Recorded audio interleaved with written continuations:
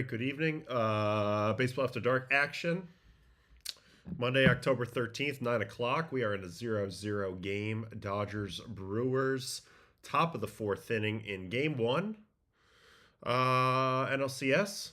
We had some surprising, I guess maybe surprising to me, but some incredible baseball played by the Seattle Mariners. As they are now 2-0. They win the first two on the road in Toronto. So we're going to watch a lot of that. Apparently there was just a nice catch by Collins. I'm late to this matchup right now. I see Priester's in there. I see Snell's looked good. 1 hit, no walks through 3. So let's get this thing going. Oh, thanks. Appreciate that. So nice of you, Stephen Holmes. All right. I like the negative energy. All right, let's get it going today. Dodgers Brewers still 0-0. Ooh, maybe not now. Edman just got a hit. Bases loaded, 1 out. We'll get to that in a minute. But let's go ahead and let's get into a little bit of this first game today. Mariners Jays. And the matchup, the initial pitching matchup was Logan Gilbert on short rest for the second straight outing. And then Trey Savage, who had been downright incredible in his previous outing, trying to bring the Blue Jays back to even the series at home. Unfortunately, this game went right off the rails right away. So let's just get into that. First inning, right away. And also, I just want to point one thing out, too. I downloaded the picture already for you guys to see. This is, what are we looking at here? Not in file. We're looking in files. Hold on, files.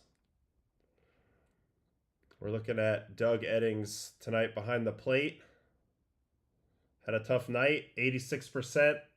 86.6% accuracy tonight behind the plate. These were 25 missed calls.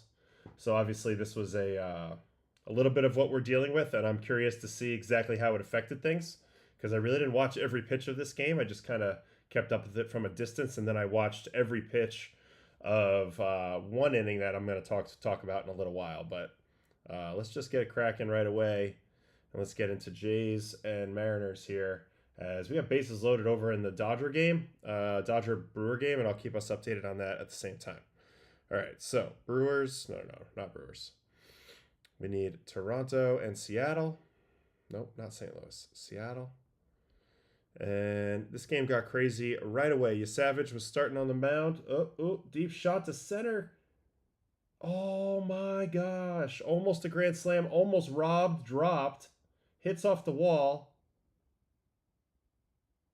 I'm totally confused at what just happened in this game. Do they think he caught it? Are they going to get a double play out of this? Everybody's on the phone. There's a whole lot of stuff happening here. Yeah, what on earth just happened in this game? I might have to just pause the whole Blue Jay Mariner talk for a second. All right, so he has it. It hits off the wall, so that's a hit. It's not a catch anymore. Frelick hits off his glove, bounces off the wall, snares it. They throw home. There's a force at the plate somehow. All right. We're going to switch games because I'm just completely confused at what the F just happened. All right. So Dodgers, Brewers.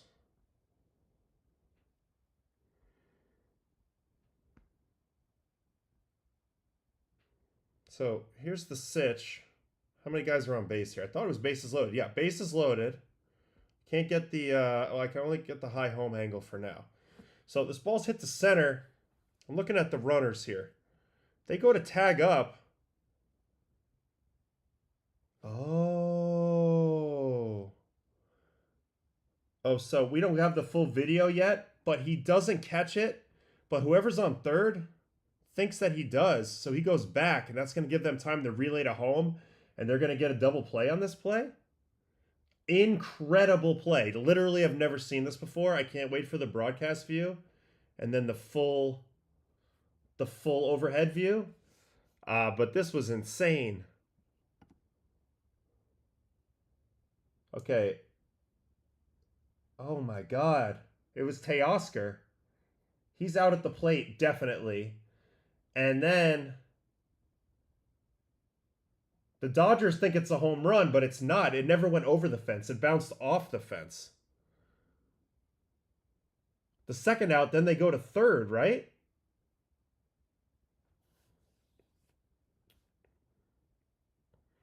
Can we get more camera angles on this? All right, we got a replay happening right now. Maybe I'll describe what I'm seeing. I'm looking for the second runner. So they think it's a home run. They go into home run trot, and so Will Smith never got to third. He was going back to tag just in case, and there was a little bit of confusion of what to do. So Contreras, after he steps on, after he catches the ball at home, runs it over to third and touches third. Force it home, force it third? Is that what we're looking at here? Double play?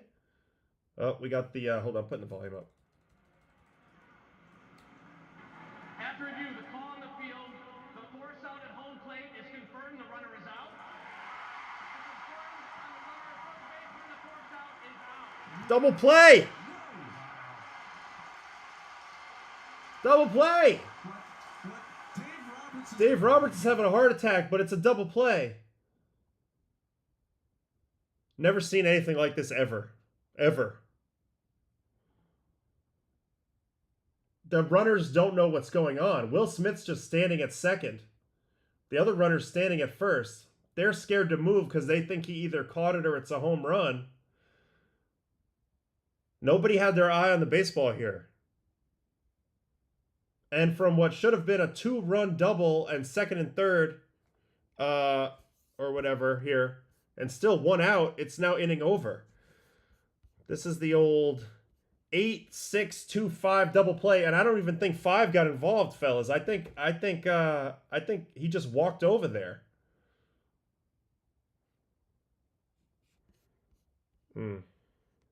That was insane. Yeah, the ball hit the wall. They relayed it. All right, let's get back to the I think that they'll give us to it. They'll give us to us. He flies into a double play. I mean, you'll almost never see this. Now, do we have any? We still don't have the full version here. All you can see at this moment, where my camera ends, and we'll get the real camera in a minute, the ball's not caught at this moment, yet the runner at first is about to pass first. Muncie's about to pass first. Not a catch. Hits off the glove, off the wall, back into the glove. They throw it home. They throw it to the cutoff man who throws it home. Now, Teoscar's on third. He starts going home, and if he continues, he's safe. He walks home. But for some reason, he panics, goes back to third, and then the relay beats him home. I'm waiting for the broadcast camera because this was absurd. I've never seen anything like this, guys. Gosh, we just got to wait it out. But this was pretty crazy. The rule here is just simple. Like, it's as if he hit a ball off the wall. No different than that. And like the third base runner, and none of the runners just move at all. So they're able to relay it all the way in and get the force at home and the force at third. Yeah. Been playing baseball a long time. Never seen anything like that. I'm getting texts about it. People saying that play broke their brain. And yeah, like, how did nobody know what happened? So the base coach, we think the base coach did it? Told him to get back? I mean, maybe. There was confusion for sure whether he caught it or not. It was clear to me watching it, but obviously I had a much better vantage point on the broadcast camera that he didn't catch it. Oh, here we go. All right. First of all, really good swing by Muncie. Practically a grand slam. 104/32. Frelick catches it, hits off the top of the wall. So that makes it a non-catch, right? And then they don't even have the whole play.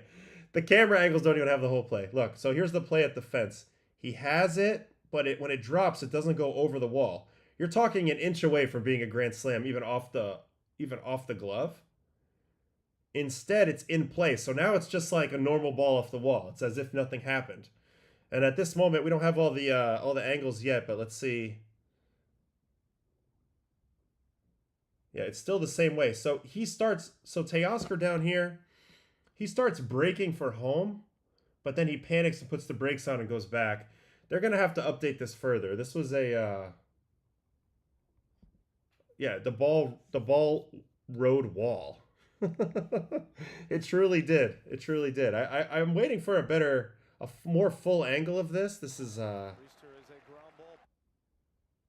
not nearly the whole play, but you can see at this moment that they're gonna throw it in and get a double play. Oh man, what a crazy play! Ump in the outfield sign safe. Let me look at that over the top. Hi home. Let's watch the umpires for a second just to see what we got on the call on the field. I'm tracking that second base umpire and the outfield umpire. It looks like this umpire, who, I mean, I don't know why this umpire even exists really, because who's looking at this guy? He's a million feet off to the side, but it looks like he's saying no catch. Oh, wait a minute. Hand goes up.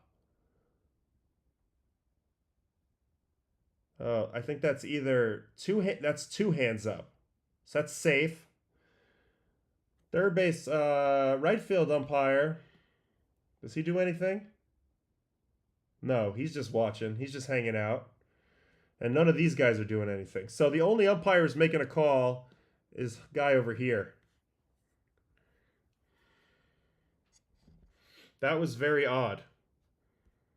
That was very odd. Very odd. Very odd. Very odd. I don't really know what to say about that.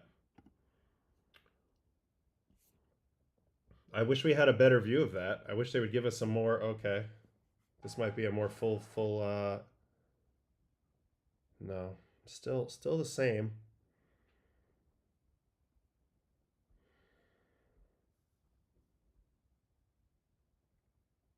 Yep, still the same. Dang, that stinks. All right. So it's still 0-0. I mean, geez. What are we doing tonight? Still 0-0 in this game. Priester's got 3 scoreless innings. That was about to get ugly right there, but it doesn't. Miracle play. Miracle freaking play. Snell so far, 3 1/3, 1 hit, 4 strikeouts. To my eye, he's looking quite good. What are we seeing so far out of Snell? Huge whiff rate, especially on the changeup. Wow. To this point in the game, 9 swings, 6 whiffs on changeup. Leaning on 4-seam and changeup so far. Not as much slider. He threw a ton of slider versus the Phillies. His last start versus the Phillies, he was very, very, very heavy slider. Ooh, the umpire has spoken. It's the left field umpire's call. He's made the safe call, which is amazing. After that, the players have been given all the information. Whatever they do with it is their choice. Spoken like an umpire, Pop. All I'm saying is from the video, I don't think anybody is even looking at this guy. That's all I'm saying. Like, I can see that he does give the sign.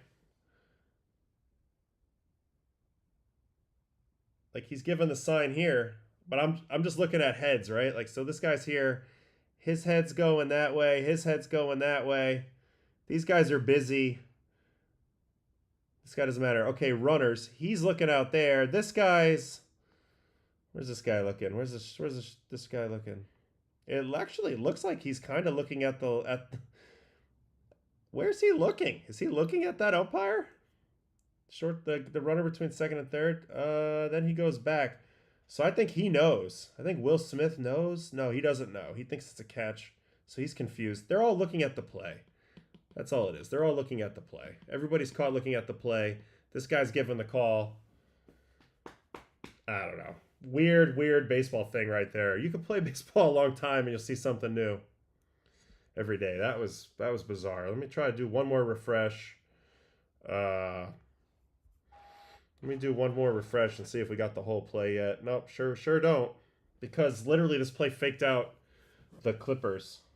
The video guys got faked out that are clipping this game. It's crazy.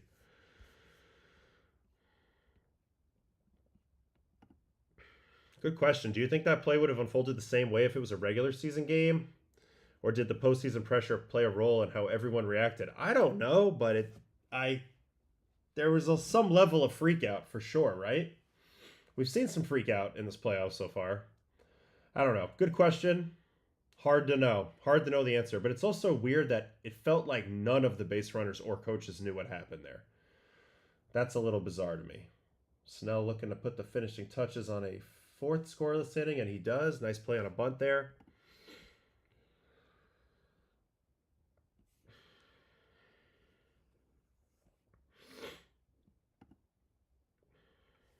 Pop says that it's astonishing to him that the umpire saw it correctly. It's 250 feet.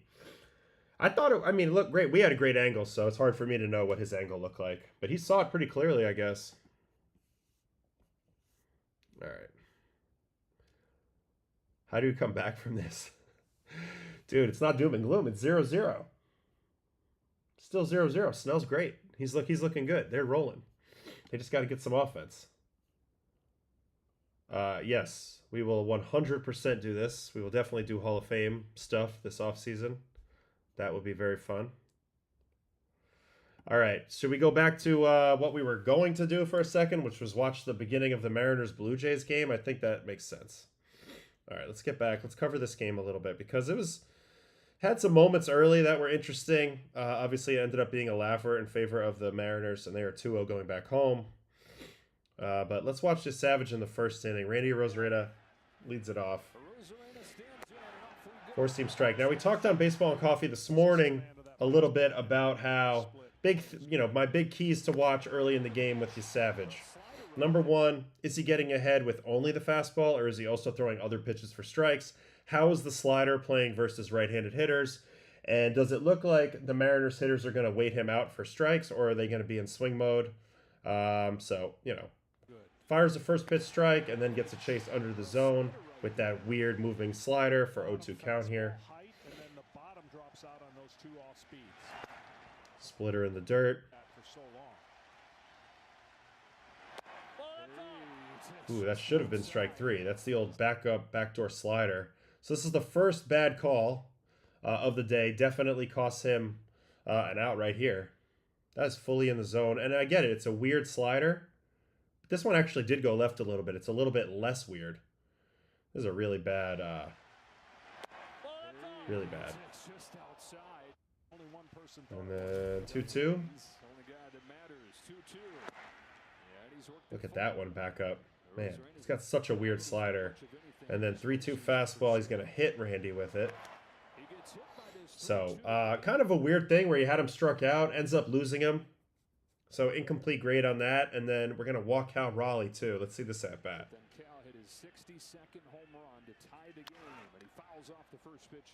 That was the other question. If he was going to get ahead with fastballs only, then guys were definitely going to probably look to ambush the fastball and then lay off everything else. I think that would be a good approach against Trey.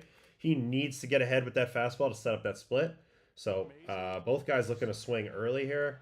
That's what it looks like to me in the early going of the approach for the Mariners. But nevertheless, they're both going to get on with, a hit by pitch and a walk. So maybe some good patience as the at-bat goes on. Let's see. Here's the split. That's an outstanding take. That's the type of take that the Yankees were not getting the other day. This is a really good job by Cal Raleigh. Triggers on it, but doesn't go around. Just a bit off the corner. Now you know you're going to get the heater. You got to go for it. That's a good fastball, though. One thing about you Savage is he's, we don't even talk about his fastball a lot. It's a good fastball. It's got some weird stuff and goes up top. And then 3-2, another fastball. And this time it's down. So loses the first two guys. Should have had one out, but definitely lost. Cal Raleigh didn't get ahead in the count there. And then here comes the Julio home run. So let's see how this one starts. First pitch slider for strike. That's going to be key. That was a good pitch. Really good pitch. Right on the corner. Now he's going right to the split here.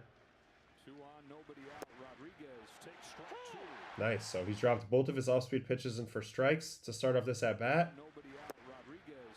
Julio not swinging at either of them, telling me he's probably hunting a fastball to start off this at-bat. Now he goes into battle mode.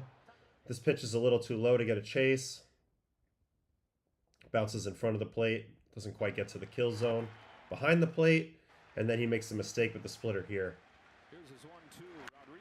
And honestly, just a freakishly good swing. Not a good pitch. Not where he wants to go with it. This was a huge mistake.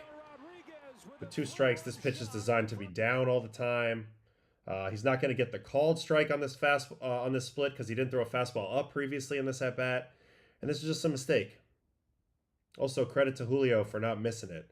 Now, one thing that worked in his favor is he saw this splitter for a strike earlier. So this is the shape that he saw in the zone for a strike. So he can kind of key in on that window. If it pops out in that same manner, it's probably going to be a strike. The next one is so in front of the plate that he can kind of ignore it.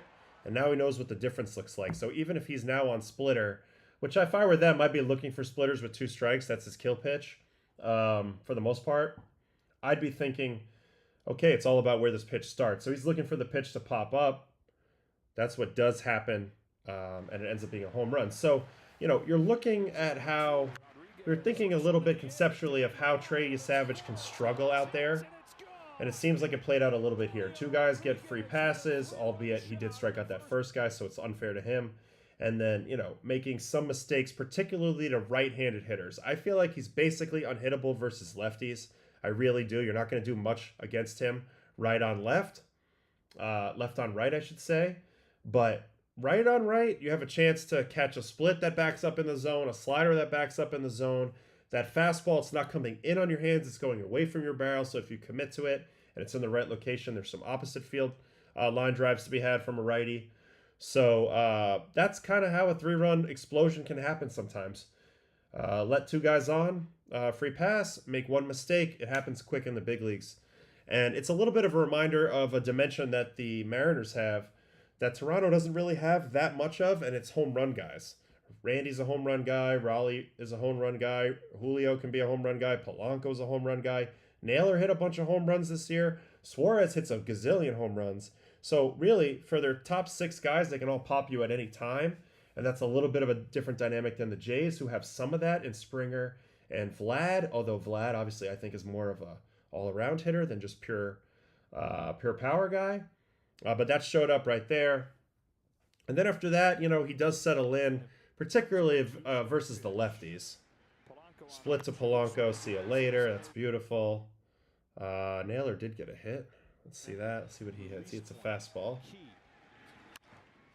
Naylor's got to be this postseason. His contact on pitches outside of the zone has got to be off the charts. He's been swinging and hitting and getting hits on pitches that are nowhere near the zone. So this is more of a credit to Naylor than it is anything against you, Savage.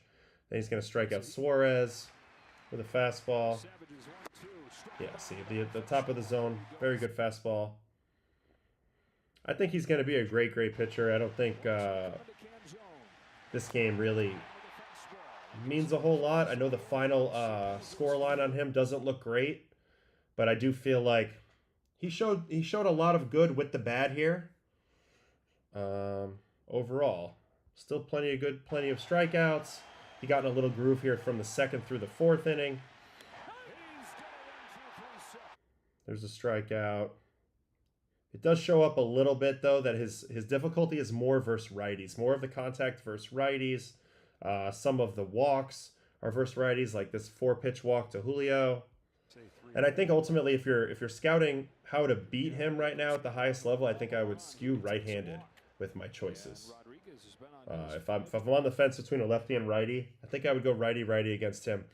But here's something that really was a pet peeve of mine that I'll talk about right after Seattle made the comeback. Now, for me, Toronto made the comeback, the initial comeback. Now, for me, Toronto was in a good spot in both of these games coming into the games from a matchup perspective. Last night, we know that Seattle was exhausted. They played 15 innings. They had two starters come in relief. Bizzardo was probably out of commission. He had thrown 3 innings.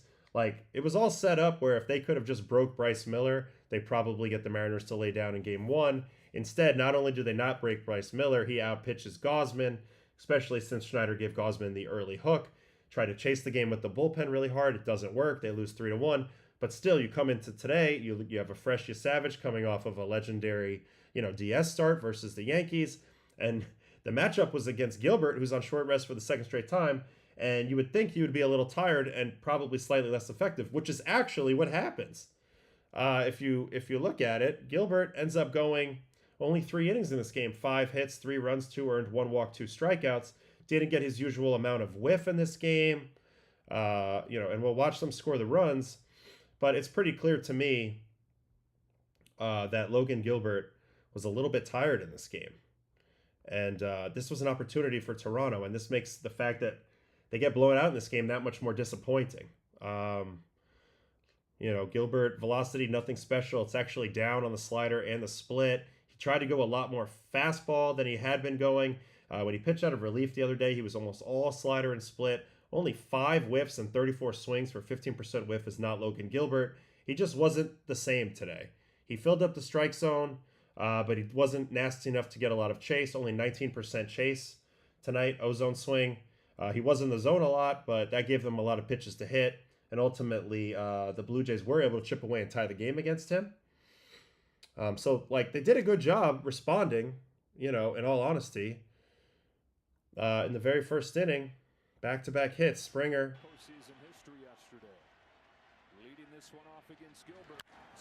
And Springer's been outstanding already in this series. Potent at the top with the leadoff home run, and then this one. Down 3-0, but he says, you know what? Not for long. Nice swing there on a slider. And then Lucas is going to get them on the board right away. So like I said, got to take advantage of your opportunities when you get them. This was kind of a bad play by the Mariners, obviously. Naylor goes for the backhand option pitch. Doesn't lead the receiver. And now they're right back in it, 3-1. He did settle down and, pitch okay after this first inning, but he didn't go deep in the game. And the Mariners are kind of short on the pitching, and who's feeling good at this point. But that's all changed now because they won this game anyway.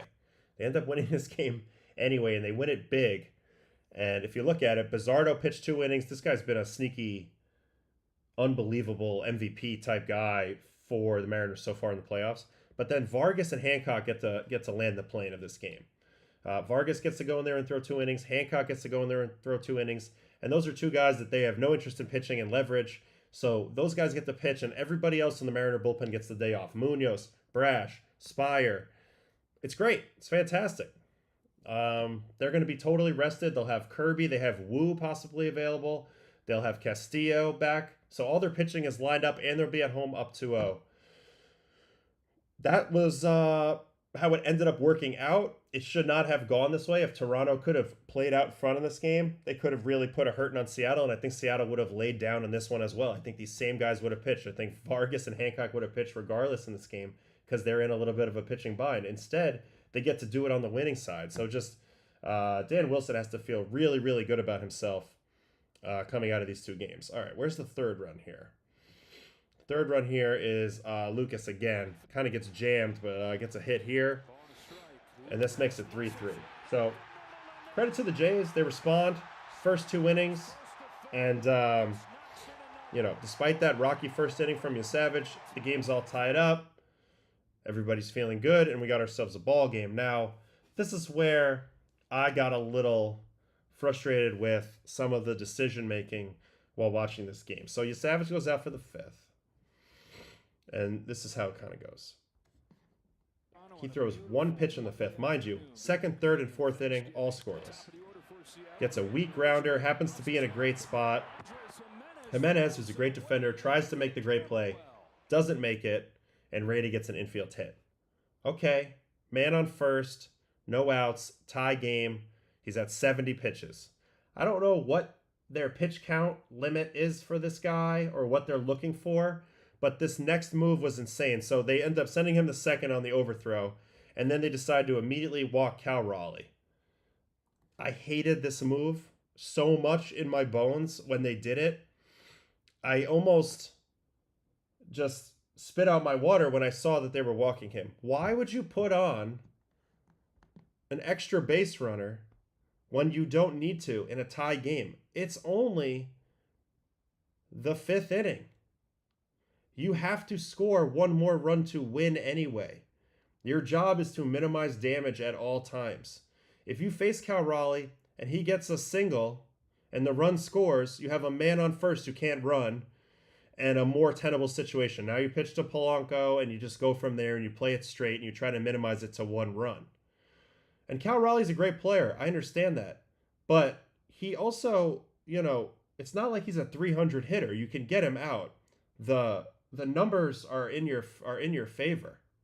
And now you just opened yourself up for a crooked number. You know what loses baseball games, especially in the playoffs? Crooked number innings. One run does not kill you. One run, honestly, you're going to need one run. So playing to avoid the one run plays them into a huge inning this inning. They put on Raleigh and they completely forget about the fact that Jorge Polanco is the hottest player on the team and he's only 2 batters away, and they're intentionally walking him right in front of Julio Rodriguez, who 3-run homered before. So you're walking directly into a first and second no out situation when it could have just been man on second, no outs. You're walking into 2 guys on, no outs for 2 of their hotter hitters. A guy with a 3-run home run already and Polanco, who's been red hot. It's not like you walked into the 8-9 hole here that are all striking out. So I was totally miffed by this, and of course it backfired right away. Varland comes in, he does a great job, strikes out Julio, but this was a long job. This was a hard job. Like, you had to get 3 outs with runners in scoring position. Even in the moment, I was thinking to myself, if I'm the Mariners here, I might even consider bunting Julio, and now you get into a second and third situation with 1 out. They had plenty of different options here. Anyway, he strikes out, but he still got Polanco. And then let's watch the at-bats of Polanco. And to me, disrespecting Polanco and Rodriguez like this a little bit doesn't make a lot of sense to me. This is a good matchup for Polanco versus Varland. He's been red hot. You need to pay attention to what's in the here and now and not just the numbers over the course of 162, because you can throw all that crap out right now.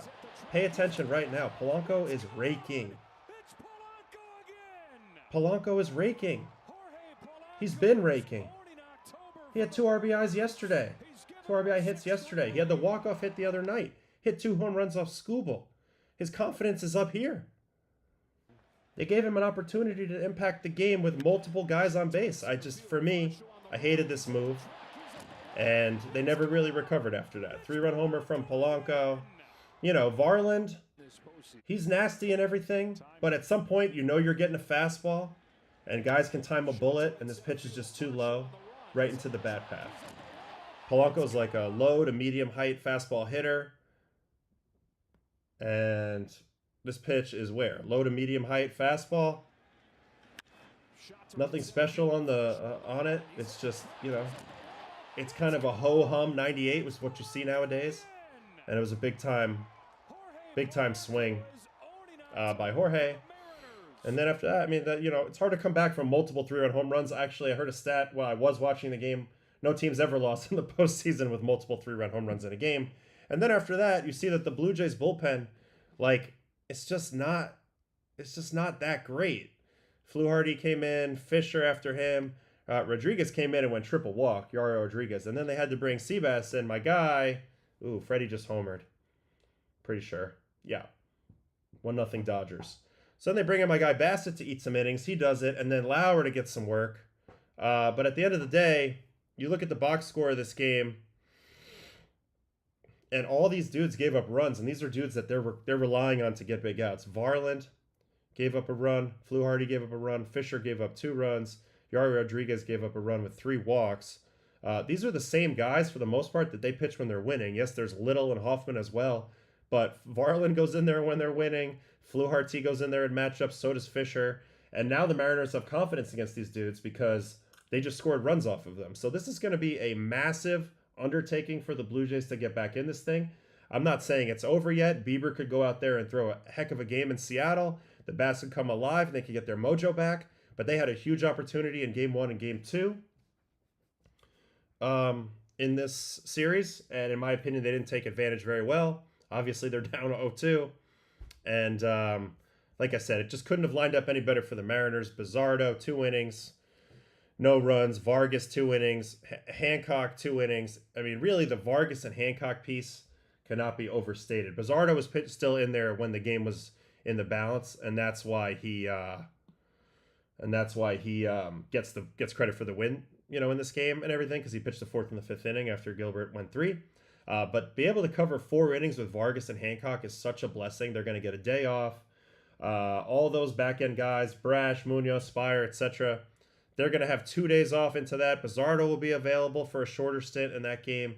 And they're going to be lining up their best starters as they go home. So Mariners did everything right. Blue Jays didn't do a whole lot right.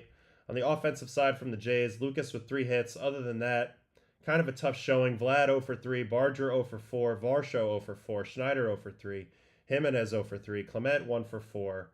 They continue to do their thing, not striking out. They struck out only 5 times, so they have that going for them. But ultimately, only a 207 expected batting average today. Not really doing enough at the plate to outweigh 10 runs. And my gut feeling is if their offense doesn't really pick up the pace, they're going to fall behind big time in this series.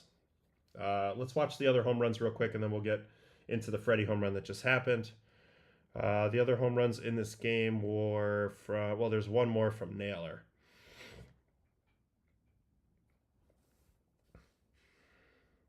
And like I mentioned, this is just an aspect to the Mariners that the Blue Jays just don't have as many of these guys that can, pop a 3-run homer at any moment. Mariners have at least 6 of them. Even Canzone's got some decent pop in the 7th spot. So,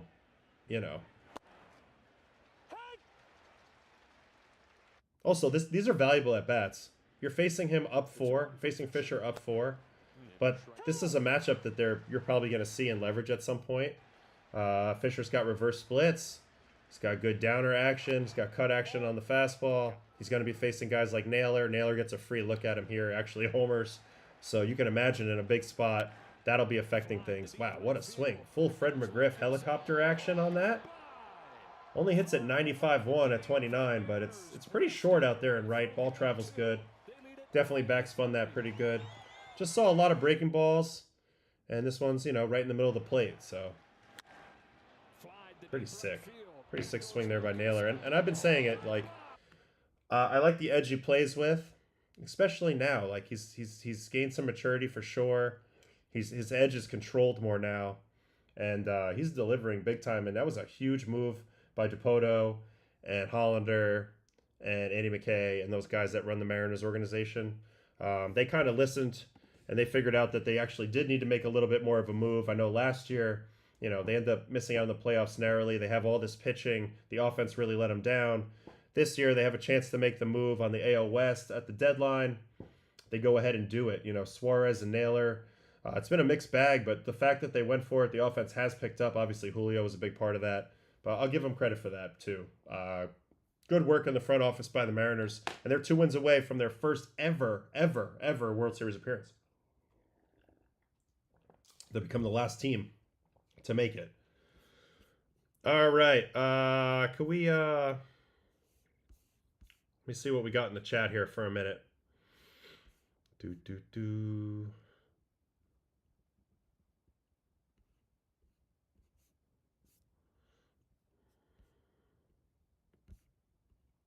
Do I remember the home run Fred McGriff hit at Yankee Stadium? Halfway up the upper deck. I don't, but I can picture Fred McGriff hitting a lot of home runs. The Crime Dog was awesome. I mean, he's in the Hall of Fame. I didn't get to watch him a ton. I didn't watch a ton of Braves, but I was always afraid of him as a Yankee fan growing up when we played the Braves in the World Series or whatever. All right, let's see here.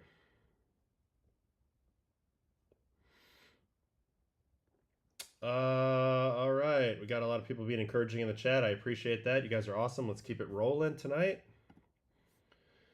Let's see where we're at on the numbers. Everything looking good. We're having fun.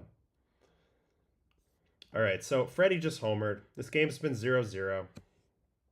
Let's go watch the home run. They have a little bit of a rally brewing here against the Brewers. First, I'll go look at the box because there's about to be a pitching change. Pat Murphy's making his way to the mound.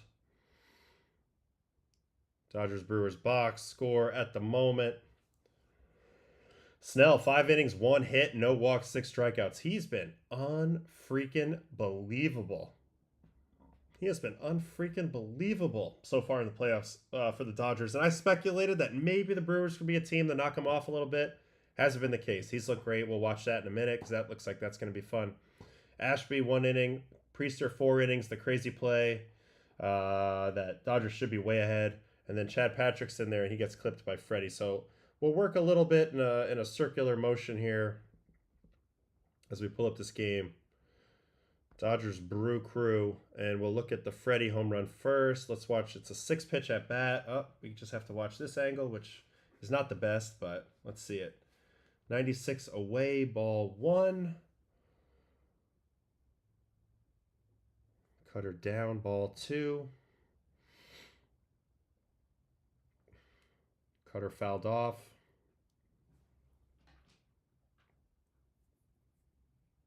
Sinker down in. Cutter back door. Ooh, they look like he hit this ball really high, huh? Yeah, 45 degrees. 107.8 at 45. That's a really high home run. That's why when I was watching it live, I was like, is that going to go over the fence? I don't know.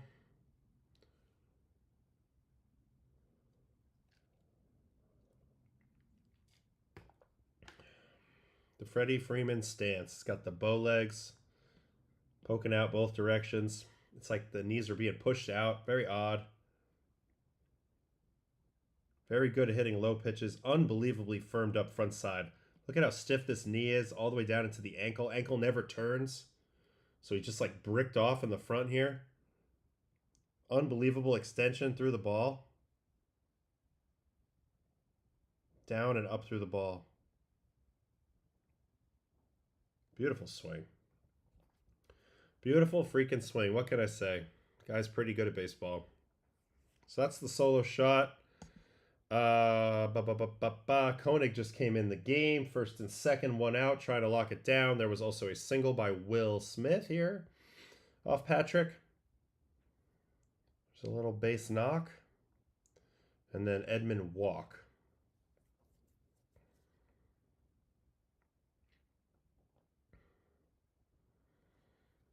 All right, what do we got in here? AO versus Darryl Strawberry. How would it go? Well, he's lefty, so maybe not so good, but I don't know. Did Darryl strike out a lot? I don't really remember. I know he hit a lot of home runs. I look at the swing. It's got that very tall swing with the leg kick. I don't know. That would have been interesting.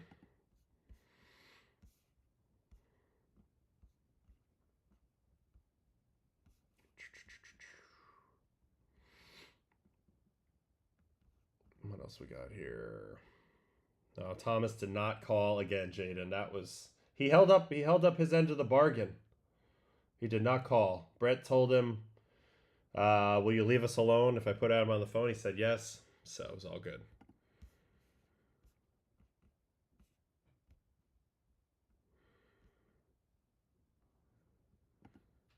Yeah, this was my opinion as well. I just thought those 2 moves were important for them to lengthen out the lineup, at least with real threats. We all know Suarez is a bit streaky. Maybe you catch him at the right moment, though, on a burner. I mean, he had a 4-homer game earlier this year. And I just think Naylor, I just like the edge he brings. I think that was a great pickup for them. Huge pickup. Obviously, the fact that Julio was Julio in the second half, too, which is a big deal. Oh, I saw what happened on the bases loaded play. Unfortunately, the angle that we've gotten on here has not ever been like fully updated, I don't believe. Oh, maybe it has now. It seems like we got a little more time here. All right, here it is again. Fly ball to center. You're going to see in, out, in, relay. Out at the plate. Absolutely incredible.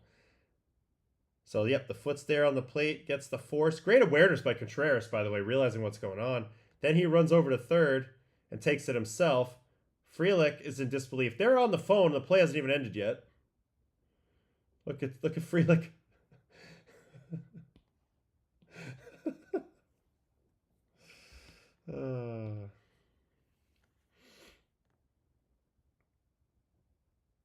All right, let's go back to the high home here. Hold on. And let's see. Now we can get some real, hopefully, base runner stuff here. Ball goes to center. All right, I'm looking at the base runners here. All right, so here's Teoscar over here. So this is the first mistake, number one. Starts going, panics, goes back. That little move right there gives them enough time for the relay to get him. He's also not very fast. So that played out good. Now, what happened with these two guys? So they're both way off the bag here. And then they go retreat thinking it's caught. Now, I don't think the runner on first had any idea what happened. He's looking at Will Smith. Will Smith is telling him, go back, go back, go back. You see the way he's waving his hand there? He's saying, go back, go back, go back.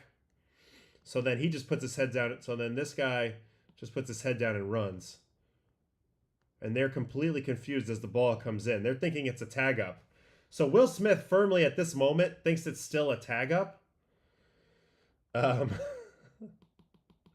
He literally thinks that they're still tagging up.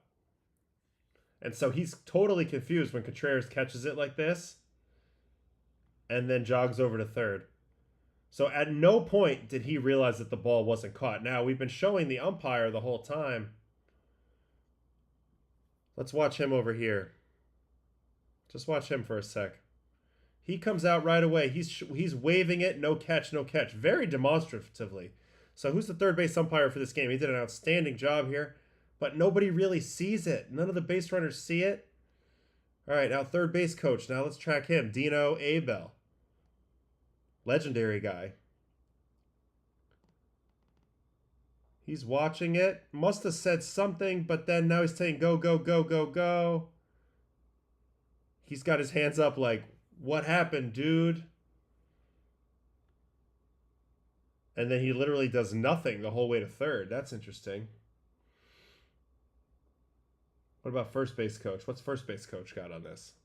Hands are up. He's pointing.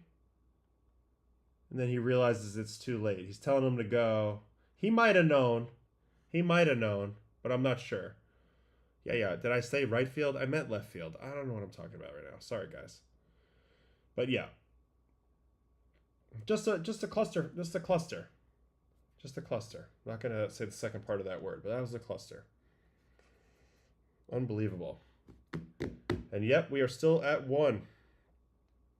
Correct? Yeah, Coney came in and did a good job just now punching out 2 guys. We might have a broadcast view of that last home run by Freddie now. Let's see.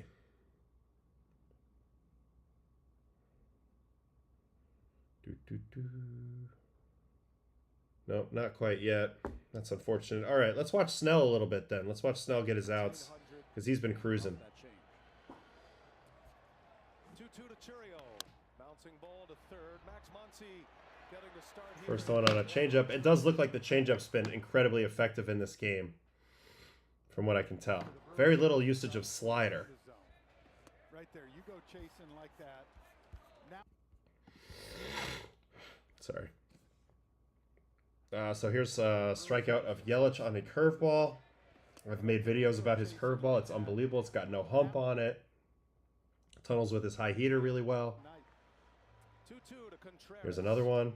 Yep, in the dirt. He's one of the best at throwing it right behind home plate. It's unbelievable how often he throws the ball right here with 2 strikes. So freaking good. 2-2 to Contreras. That's how you do it with that curveball. All right, second inning. Terang's going to fly out on a fastball.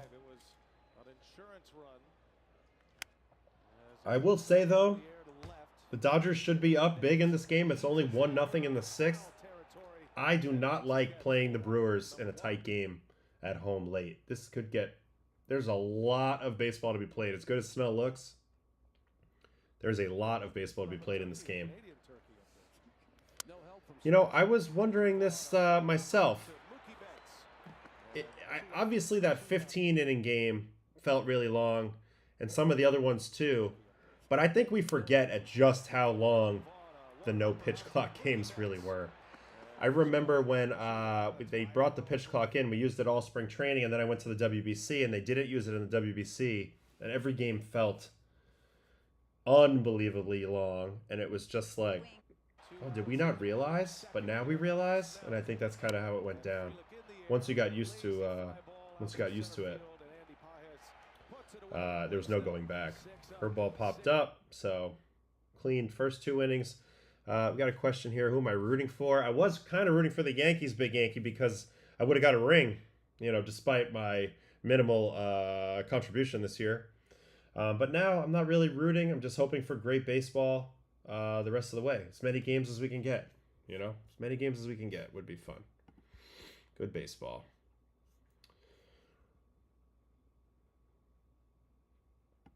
We're talking complete game here. I'm not saying it's out of the realm of possibility, but probably still unlikely, but definitely possible the way he's throwing.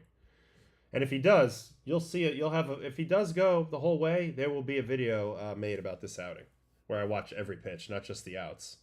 All right, so third inning, he gives up the first hit of his outing to Durbin. Fastball kind of dinks it into center.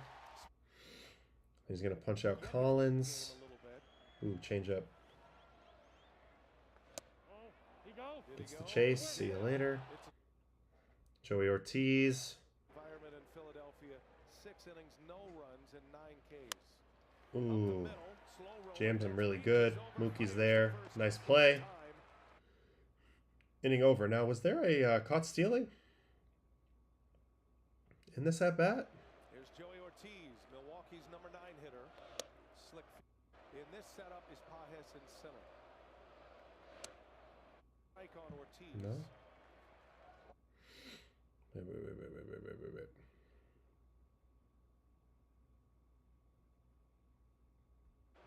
Here's Joey in this setup. Strike on Ortiz. Yeah, right here. They throw him out right here. 1-1. So how's he out? How's there nobody on base? The next pitch. 1-0. Man on first.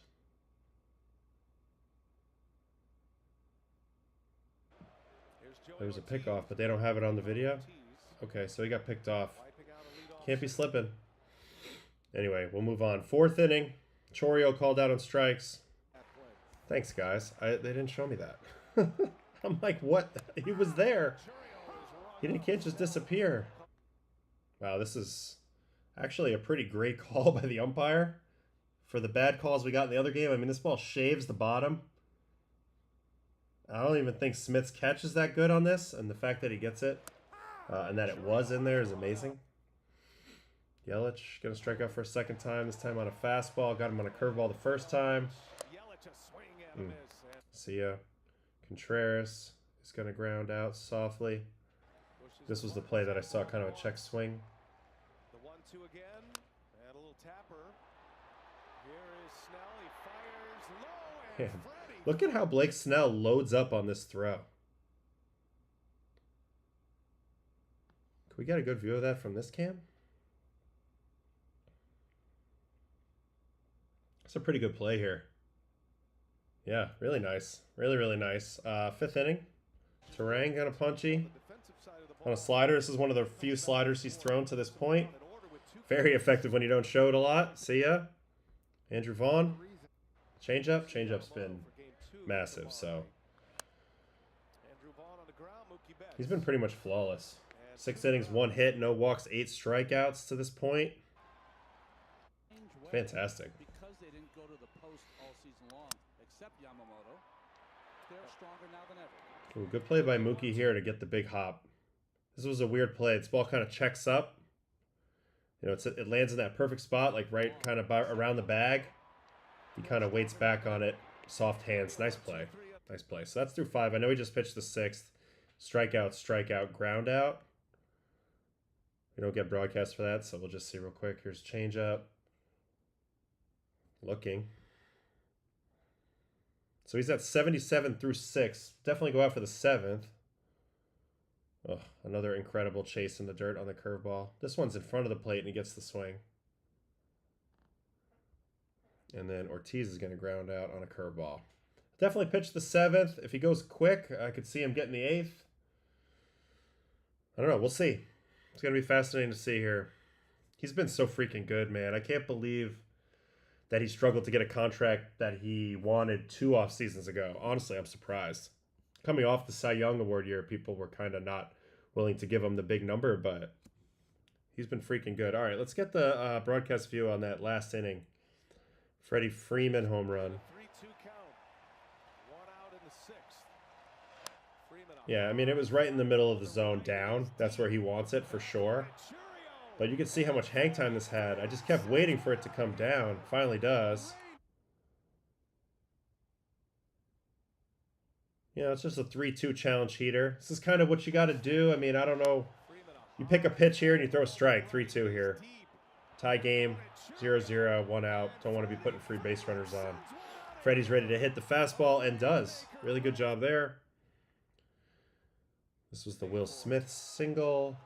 Great success with the Braves, and he's carried it over to the Dodgers. There's a liner to center field. That's Kind of bleeds it in. We saw Edmund walk. They went to Koenig.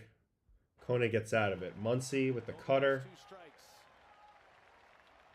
And Muncy Little crossfire action out of Jared Koenig. is over, as is Gets that first pop out. Almost a collision, so not great there. And then Kike, he punches out in 5 pitches. Let's watch this hold it back, because Kike is really good right on left. Kike Hernandez. Ooh, gets the call there. That's a little bit in, but gets the call. Ooh, change up down. So gets the call on both of these. So, okay, so I've been just praising this umpire, but it should have been 2-0 here. Instead, it's 0-2. That's a big deal. Big freaking deal. Kike Hernandez with 0-2 curveball, down. And every guy in the Brewers throws cheese. 98 right there. And then curveball, down, gets the chase. I feel like this umpire here, I don't remember which one this was, but he put a little bit of thump into this, and then he's like looking for the smoke, chewing his gum. Okay, make the call, move along, move along. You made the call. Anyway, so that's kind of where we're at. Koenig is still in there, facing the very bottom of the order. Pages just got out, so this is very tight. 1-run game as we head deep into it. Let's see what we got in the moment for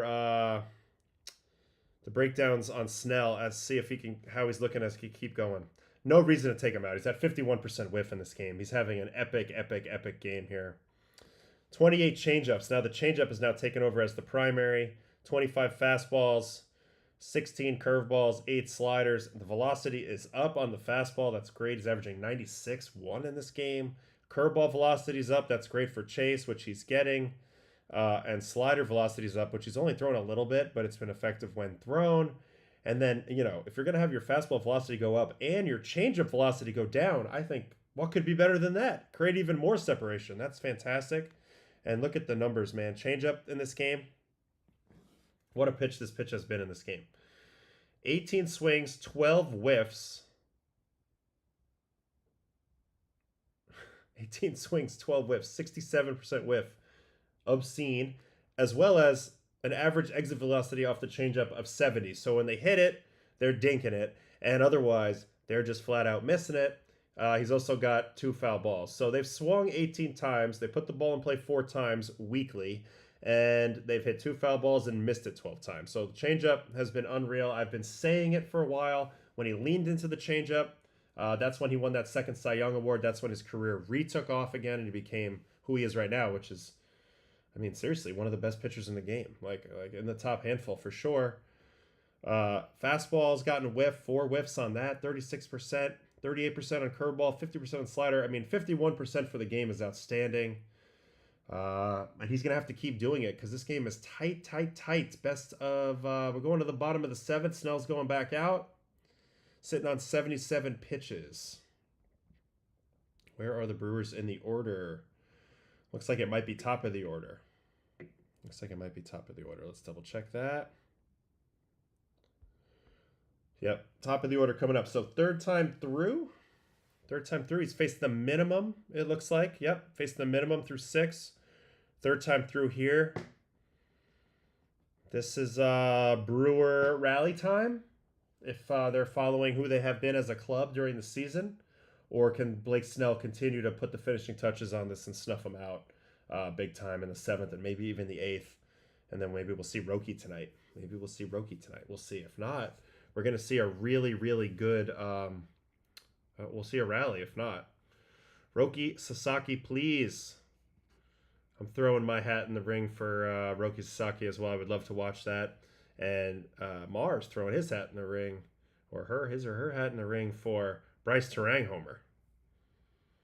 Terang's in the 4-hole, so if he comes up this inning, there'll be a man on base. That would be a go-ahead home run that is being called right here. So we'll see.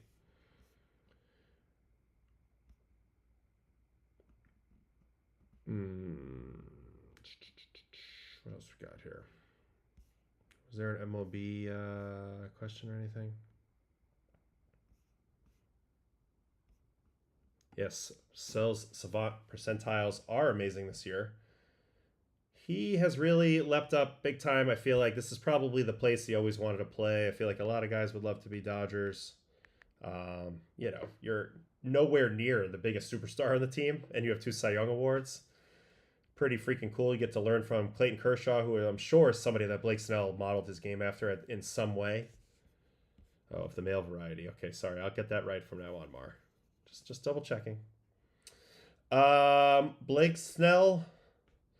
Look at this year, man. Just the walk percentage, but again, I've talked about it a lot. I feel like the walk percentage, this 18th percentile walks, I feel like that's more of a function of how nasty he is. He's just so hard to hit. For my money, sometimes he's actually, I mean, he's been great on this, you know, baseball savant, of course. This would rank as his 4th best season by expected ERA, behind 2024, 2020, 2019, 2018, and then this year. But he's been fantastic. He's freaking really good. I love also that he's found a way to pitch with angle, but also have extension. That's pretty hard to do. Pretty hard to do. But I like to look at him a little bit just on reference too, because there's a couple stats about him that, you know, you can look at expected all you want, but these are actuals, right? Look at these hits per 9 in the 2 years prior to this. 5.8 hits per 9 in 2023 when he won the Cy, and 2024 5.6 hits per 9. And this is not a random moment of dominance, because even back in 2018, 5.6 hits per 9. So to me, it's like that combination of he's just that hard to hit. I know this year he's had some, it's a little higher, but he also pitched a lot less. But when he's out there, he's been damn good, and he's also now fresh for this postseason run. So, man, Blake Snell, can he keep going? He's out here for the 7th, and we will see.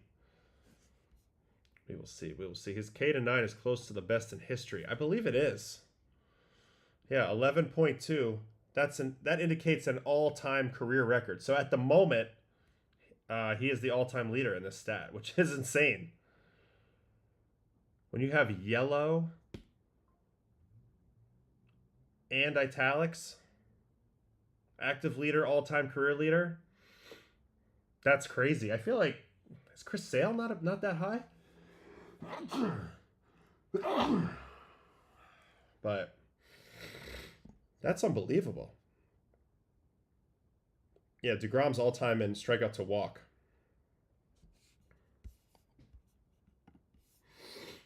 That's awesome to see. You don't see that every day. That's really cool. Yeah, where's the GOAT? Yeah, this one. Strikeout to walk, 5.37. Yeesh. He's at 10.8. What do we say Snell was at? 11.2, so that's close. Where's Sailor? No, not Salvi. Chris Sale. He's at 11.1, so he's right there. I mean, he's right freaking there. Sale and DeGrom are like 2 and 3 and at least top 5. What about Scherz? He's probably slowed down because he's pitched for eternity now. 10.6. Okay. Impressive. Impressive. Curious about this guy as a pitcher.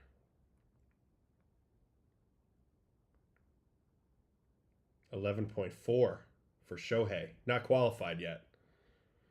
You'll continue to see these get broken by guys because the game is so built on strikeouts now and going for them, but holy cow. It's incredible.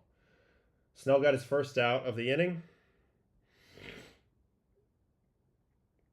Chourio with a punchy, 4 pitches. Change up down ball 1.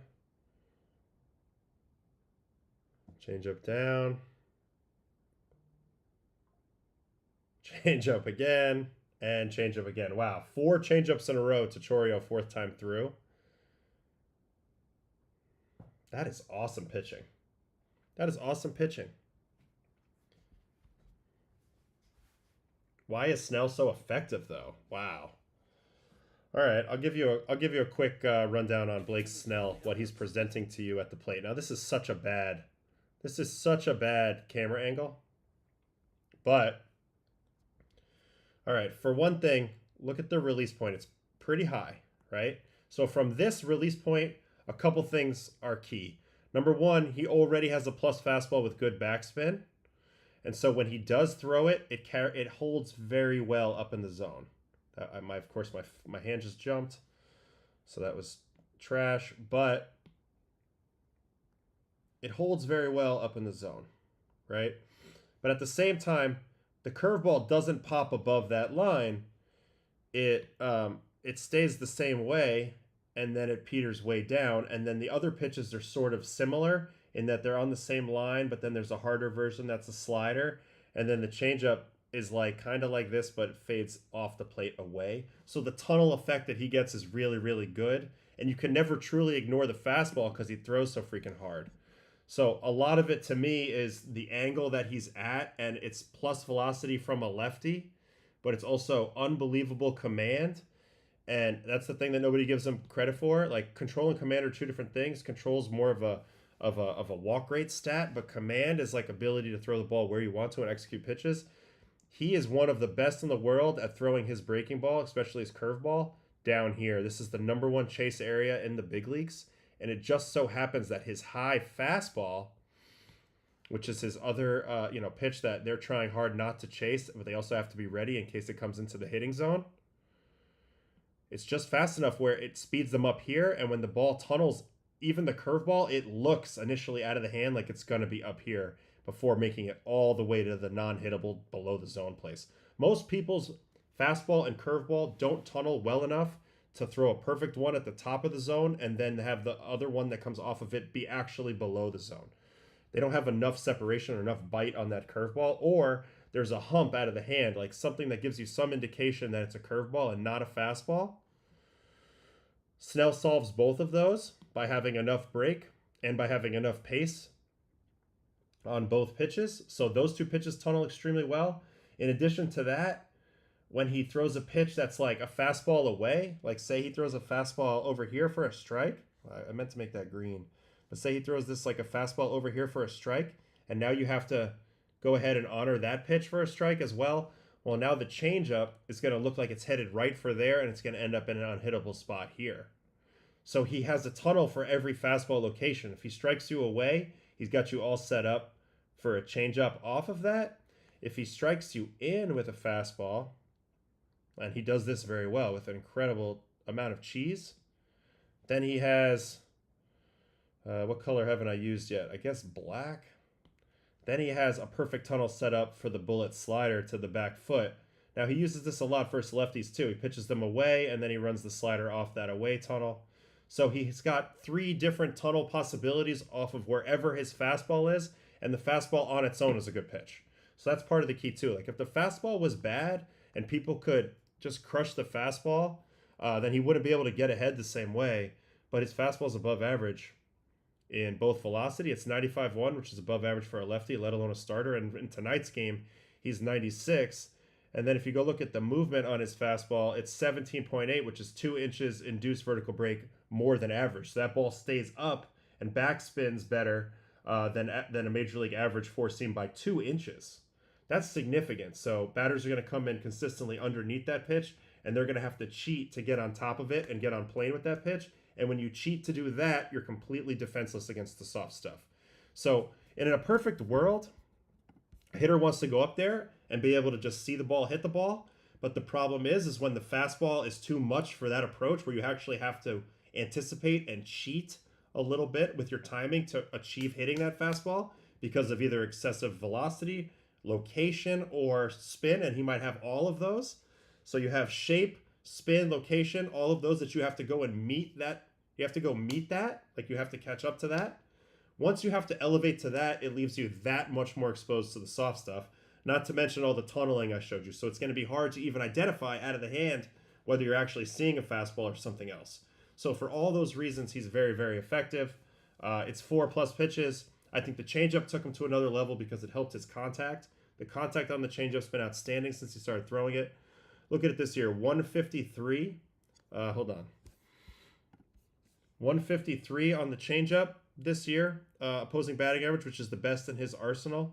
And it was only an expected 167, and they only hit it hard 30% of the time. So the changeup has really changed his fortunes huge since he made it a big part of his arsenal. The fastball still gets hit, but again, it's enough to set up the domination of these other 3 pitches. Look at the batting averages and whiff rates on his 3 off-speed pitches. 153 on the changeup with a 43.5% whiff rate. 173 on the curveball with a 45% whiff rate. And 235 on the slider, but a 54% whiff rate. So he has the ability to get a swing and miss pretty much at will. Depending on what tunnel he's started off with that fastball. And it just makes him just really hard to hit. And that's why a lot of guys stand around and try to walk and hope that, his nibbling and the way he pitches at times, if you foul him off enough, he will eventually walk you. That's the idea. But good luck. It doesn't work that often. And it's certainly not working tonight. Now, this is one area of weakness. Despite being a lefty, he's pretty bad at the running game. So if you can get guys on, you can shake them up a little bit. But the problem is getting guys on. And as you can see in this game, Snell has now pitched, let's see here.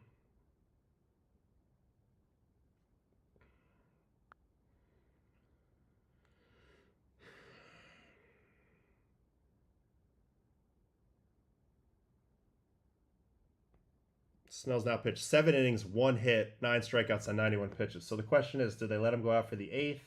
He's faced the minimum. He's faced the minimum in this game. So I'd be tempted to, if I was Dave Roberts, at least start him off in this inning. So it'll be interesting to see how that goes. But anyway, that's my little breakdown on what makes Blake Snell so effective. He's got great stuff, but he also, his pitches play together so well. And I think it's just, he's made really good pitch design choices out of his arm slot. So he's really maximizing the effect of it all. Why is there 0 cameras that favor lefties? Yeah, I mean, they tend to always be off to the right. So it's tough. The camera angles are a big deal. I will say, as a pitcher, a lot of times when I would watch myself on tape, if the camera angle wasn't right, it would be frustrating because I wouldn't like the way it looked. And you want to feel good about the way you look out there for sure in terms of how your pitches are moving and everything. And it was hard to get a real feel with some of these angles. Man, the Brewers are just coming at it with so much velocity though. McGill in the game now. He's just throwing thunderballs. 87 curveball, 86 curveball, so triple knuckle curves to Teoscar. Gets him to pop out. But I just watched him against Freddie. Ooh, Freddie might have clipped him again. He did. Oh no, off the wall. Terrible camera angle by the broadcast, but something happened there. But yeah, double. So home run and double, almost 2 home runs. Oh, my daughter wants a shout out. Hey Brad, love you. Go to sleep. You got school tomorrow. Why are you up? Love you.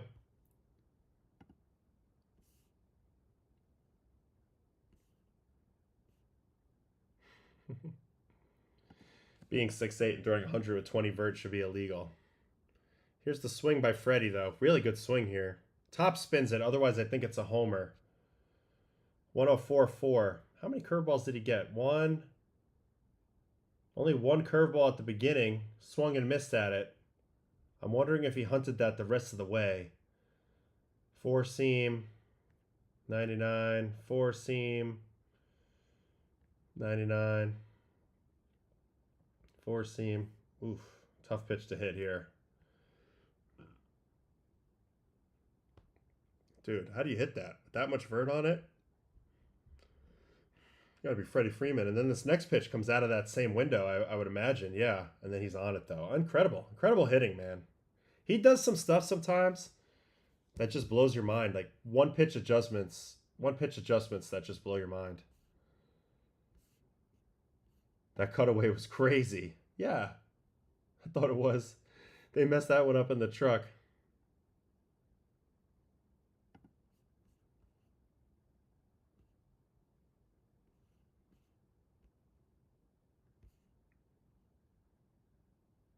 What article? Was there an article?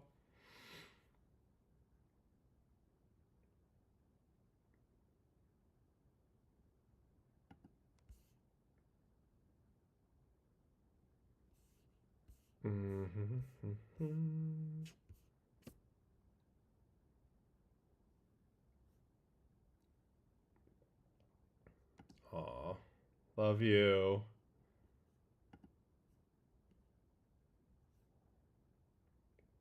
Oh, Jeff Passan Roki article. Incredible stuff that he came back, got his mechanics straightened out, started throwing thunder again.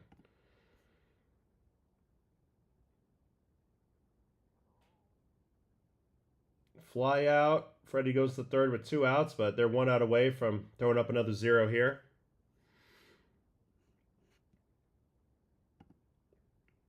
Yeah.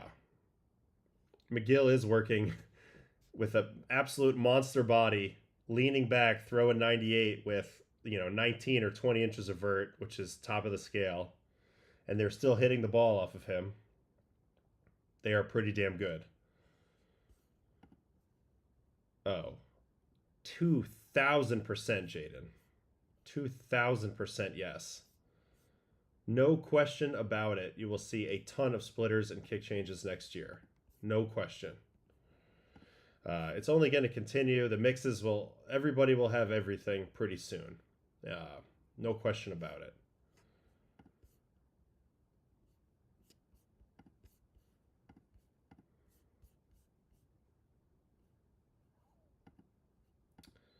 I am using the MLB Dugout app. Private app, though. So just got to watch it here, I guess. Splitters to me, and these kick changes, they just you can't really practice hitting them. You can't really put a splitter with low RPM into a pitching machine. They haven't figured that out. You can't really figure it out. Like, nobody's practicing hitting changeups and splits. And now that they've figured out how to add more drop to everything with these kick change grips and these splitter orientations, the fastball seems to kind of like, have even more distance from the changeup now in terms of vertical separation. So now that the changeup's got more drop and we all know how to create backspin, the guys who can create backspin but now can also get close to zero vert on their changeups or splits, it's just so hard to cover that. It's too much rise and then too much drop to cover on back-to-back swings. Don't they know Freddie swings the bat like a golf club? Never throw him on the inside corner. He does. I've always felt like his bat is small. It looks like he's choked up. It looks like he comes in so steep on it, yet he's so accurate with that bat path. He's pretty unbelievable, man. He really is. He's just ready.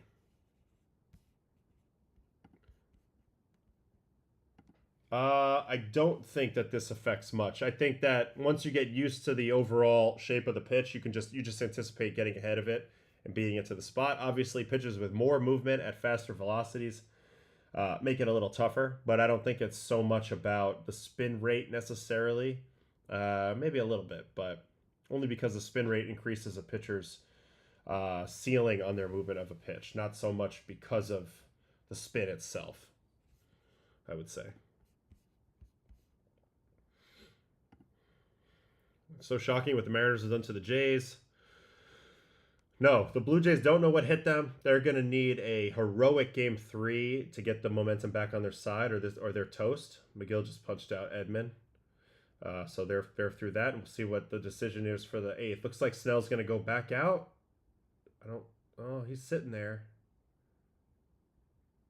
He's looking at his binder. No, he's going to go back out, it looks like. Yeah, I bet he goes back out in a second. Wow. He's pretty locked in on his scouting. Yeah, I mean, look, Toronto's going to have a really good, clean game, game 3 here. They're going to be facing a tough pitcher. They're going to have a great offensive, approach, regardless of who it is. Probably Kirby or Castillo, I would imagine. And then Bieber's going to have to throw a great game and find a way to get kind of into it. And then, they're just going to have to play a clean game. It's simple as that. It's one game. Anybody can beat anybody on one day, but they're going to have to play a clean game. These 2 games at home did not go well for them.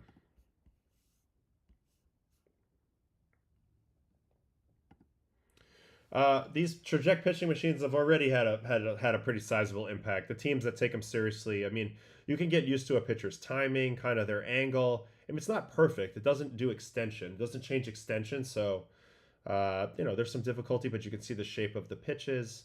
I don't know. I think it's very useful. Teams I was on used it. I know the Red Sox were big on it. I know a lot of teams use it. Now, especially, they've come up with balls that don't hurt your hands if you get jammed or off the end or whatever, but they still have the same action.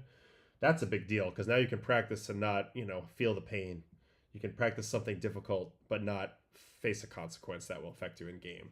So I think, yes, the traject pitching machines are a big deal. I really think so. What's the difference between a split and a Vulcan change? It's just the grip. Hold on, I got a ball here. The split is splitter is between the pointer and the middle, right? And there's a bunch of different orientations. I'm just showing you this way. You can throw it like this way. You can throw it this way. I mean, there's a million different ways to throw split. Not a million, but there's plenty. Vulcan, the only difference is you're holding it Vulcan, like your Spock. So instead of, now you're just splitting it between the middle and the ring. And why people do this is because it kills more speed. Ultimately, your ring finger is weaker than your pointer finger. So a lot of times what will happen in a pitch like this is your middle finger will kind of drop early and you end up pushing it with your ring.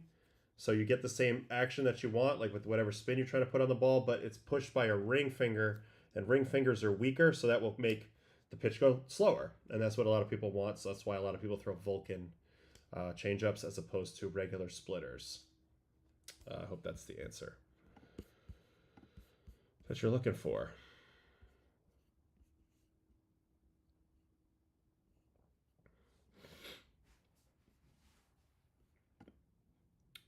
Jaden, I think I'll do this on Baseball and Coffee when we're getting prepared for their game. I think this makes a lot of sense to take a peek, because when Bieber first came back off Tommy John this year, the kick change was noticeably there, whereas it hadn't been really before, and it was really, really filthy at the beginning. And then I did notice that his changeup didn't seem to have as much action in his playoff start that I watched. So we'll dig into that a little bit, and we'll see how that shows up, because that's something that was actively making his stuff better than before. Like, that was a stuff upgrade as opposed to just like, oh, got great command or sequencing. That was a stuff upgrade. So we'll see if that holds.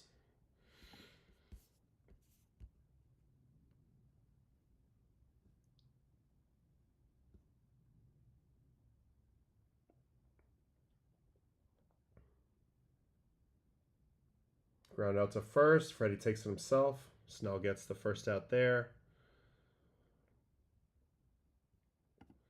How does a guy like McGill add so much rise on his fastball? He went from 16 to 19 vert over 2 years. Let's take a look at something on his page. So I don't know him, but I know his brother, obviously, from playing on the Mets. One of the calmest, best guys ever. Big drip. How do you spell McGill, though?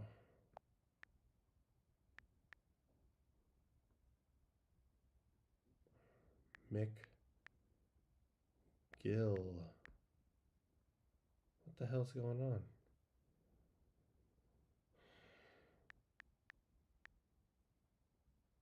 Well, we'll just do it this way. Trevor. Oh, it's Megill. Good thing I know how to spell my former teammates' last names. What's wrong with me?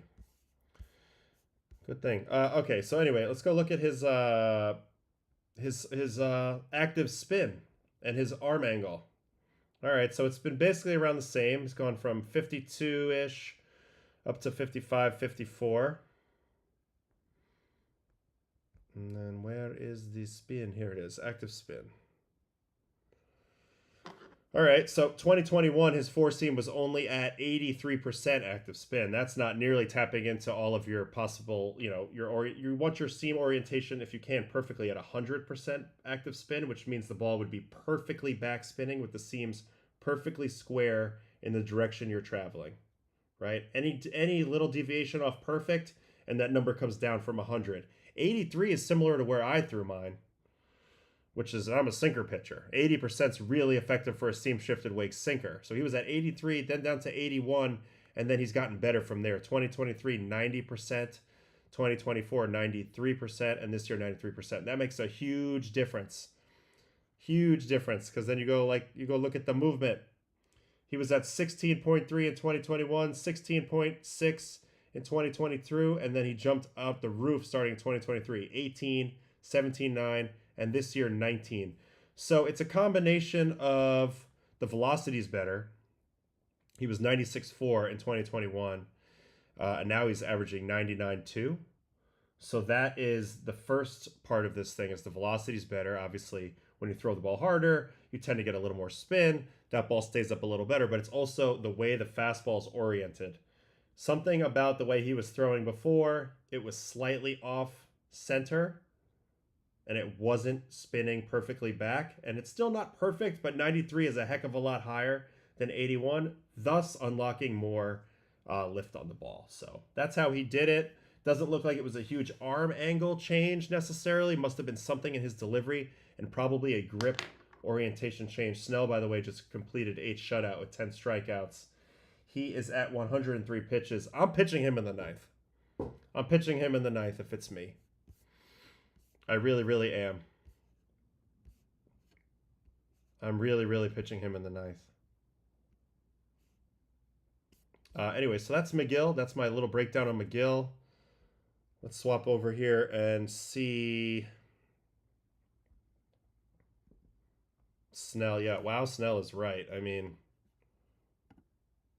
wow, Snell is absolutely right.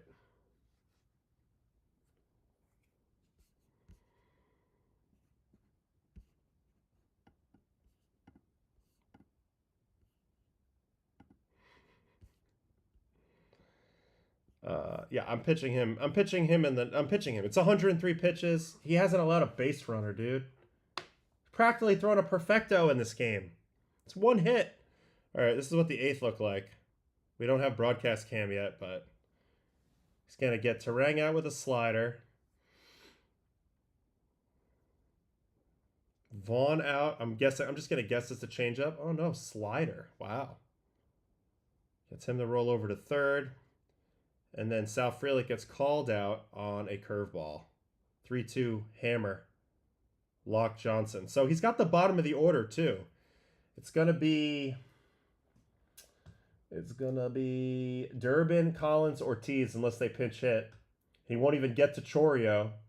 So maybe you let him go 1, 2, 3, and if you need to have Roki come in for Chourio, you think about it.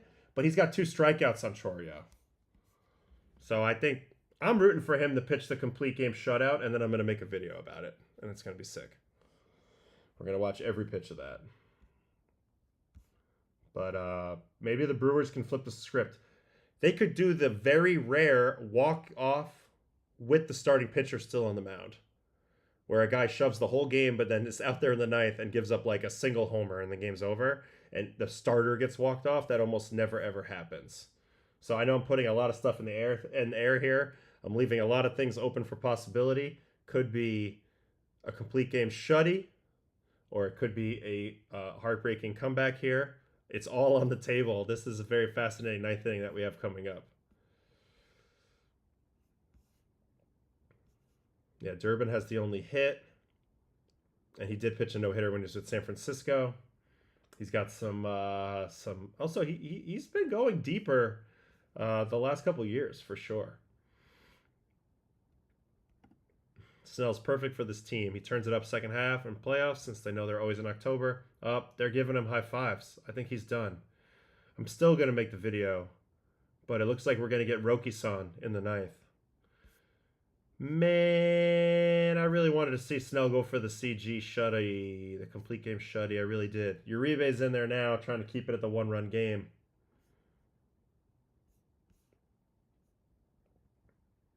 Ooh. Got a little basic question. What's the difference of a four-seam and a two-seam? A four-seam is gripped this way on the seams so that when you throw it, you got 1, 2, 3, 4 seams gripping the air. Whereas a two-seam fastball, you switch the orientation this way, and then it's only the 1, 2, and then there's nothing on this side, right? No cross seams, so that's why it's called a two-seam. Now, a two-seam is also classified as a sinker.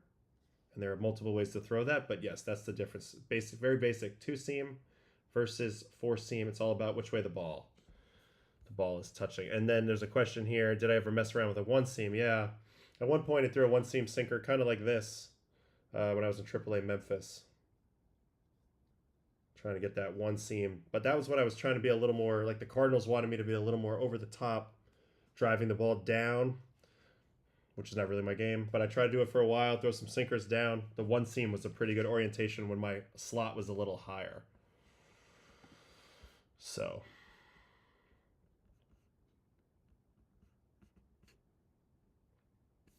This is good. So we're going to get Sasaki, though. This is going to be great.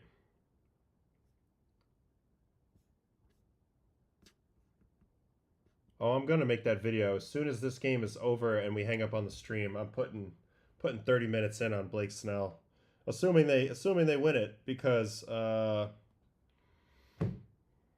if they don't win it, I mean, it's still probably worth it. But then you gotta really think more about this Brewers comeback here. Uribe walks Max Muncy to lead off the ninth. Interesting. All right, let's see.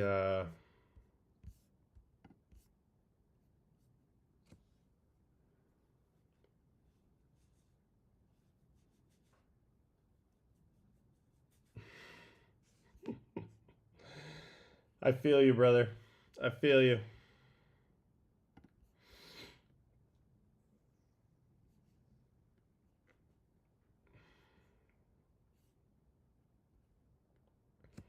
Got a little nervous. Got some nervous people. Let's watch Snell from the broadcast here for these last 3 outs. 2 balls and a strike. That's a good pitch. So slider down. Vaughn. I thought slider was a little risky here. If you miss middle down with it, you get in trouble, but he gets it below the zone. Really good location there. And then Frelick, I'll watch this whole at bat. Curveball strike. 0-1 pitch. Bouncing ball foul. Four-seam in. Here's the 0-2.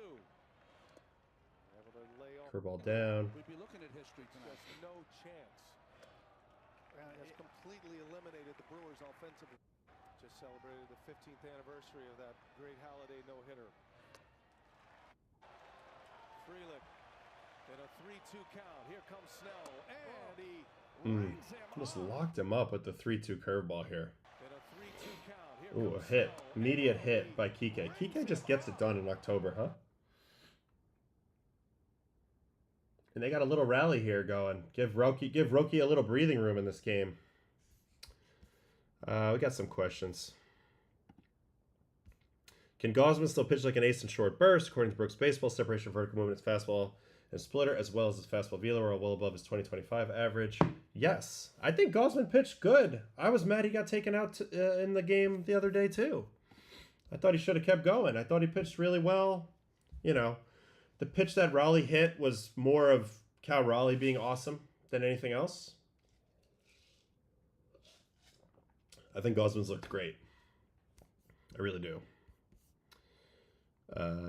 What are you looking for when you decide if you want a pitcher to stay in the playoffs? If they're still throwing strikes, general control, or is it just a pitch count? I don't think too much about pitch count. Obviously, there's workload concerns with every player, and you have to take that into account depending on where they're at physically at any point in the season, especially the playoffs. You know, you always check in with all that. Ooh, Uribe wanted to get the lead out there, didn't get it. So there's that type of stuff. And but I'm really looking at just the quality of the pitches. Like, I want to know, is he for the most part still executing? Also, I want to talk to the guy. I want to take a look at, there's some metrics that you can see. Is the velocity trending down? Is the spin trending down? There's some biometric markers that are usually tracked by teams now that will let them know certain things that, hey, this guy might be tiring out of his normal range. Maybe you'll have some stats built into that when he hits these thresholds, his numbers tend to back up. Whatever, you'd be looking at all that. But in reality, I'm just watching the game and I'm seeing the quality of the at-bats, seeing if the other team's making adjustments, seeing if he's still in control of things. Just watching the game, trusting the feel of the game. And it doesn't mean you don't always have somebody ready or be able to be ready at a moment's notice. But, you know, I think also it depends on what you need and how many games your series is. You know, I think you manage very differently in a 3-game and a 5-game and a 7-game, especially early in those series. So there's a million variables that come into play here. But at the end of the day, like, sometimes you just got to know your guys. And I think you have to ride hot hands a little more in the postseason than other times. I really think that. All right, what's my take on clutch? It definitely exists. It's not necessarily like some guys can and some guys can't. But I think since it's a human game, and I know this from being in it, there's certain emotions and feelings that can harm your ability to do your job at your best. And a lot of that stuff can come into play during big games and big moments. That's not there all the time. And so just depending on how you handle it in that moment can definitely affect your performance. So from that standpoint, I would say there's people that kind of self-sabotage in a big spot, more so than there's people that necessarily rise to the occasion. I think rising to the occasion is more of a function of you're just not deterred at all by your situation and you're staying in the moment and staying focused like you would do all the time. So it's more of a ability not to be flustered than it is maybe to rise to the occasion. Or maybe you just have some sort of weird attention situation where you really have a hard time locking in unless, you know, you have a gun against your head, basically. You know, and it's funny, I remember watching that movie Free Solo about the guy who does all the climbing without any harness or anything like that. And he was saying that part of the reason why he likes free soloing and he likes the idea of laying it all on the line is because that's when he can think and be the most present in his life, the most focused in his life. And so I find that fascinating because that can apply to any sport too. Like when you're fighting for your life, are you able to access a different level of focus? I think some people are. Some people are, just with the way that they handle stretch. Now, Dodgers just got a 2-run lead. Uribe walked in a run, 3-2 slider attempt to Mookie. And now it's 2-1.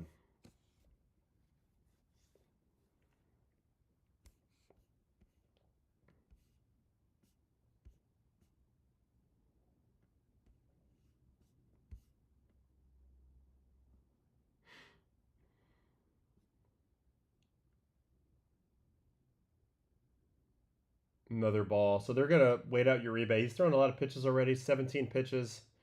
They can't really afford to give up another run here. So the Dodgers getting big-time tack-on runs. And I would say tack-on runs are like really one of those things that buries a team psychologically. When you've been fighting from behind and you kind of feel like you know what it takes to make the comeback, whenever it's an extra run here, an extra run there, It always makes it tougher.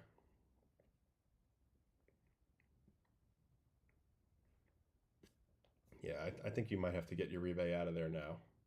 I agree. Saving Souls Ministries. We'll see how he does with this at bat. Alex Call clearly trying to get a walk. 2-0, not even attempting the swing, trying to bend out of the way and get a ball 3. It's interesting. All right.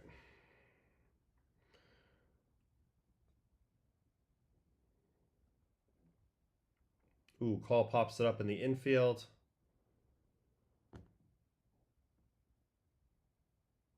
Easy play.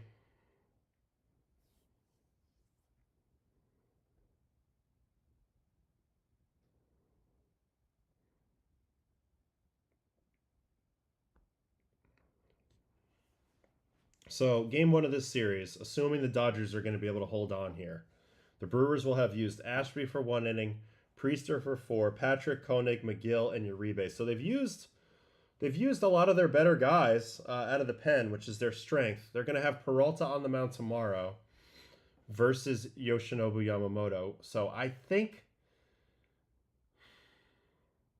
they kind of know what they're up against here, and that's why he chased it a little bit here, even though they were down a run.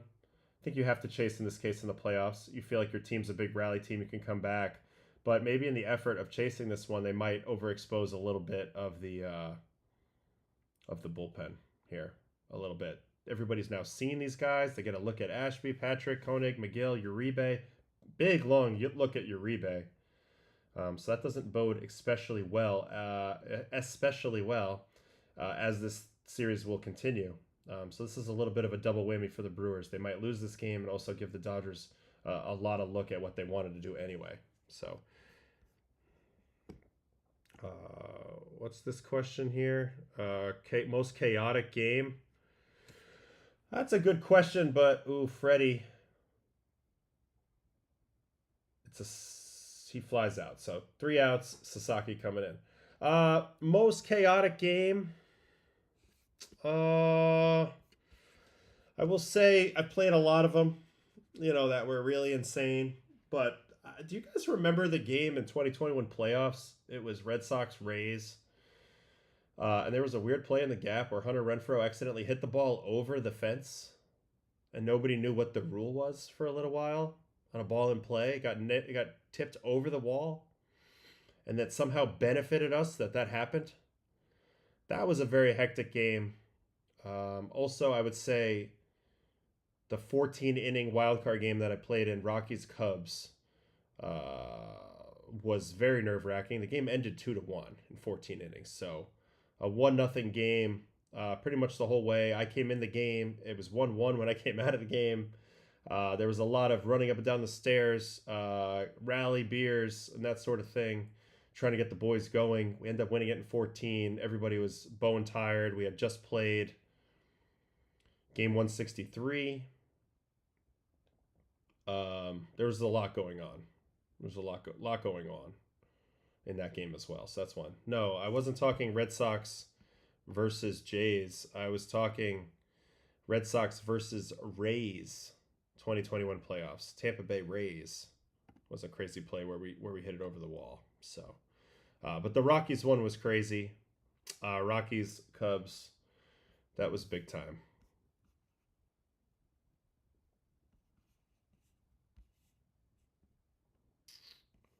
Some more questions here.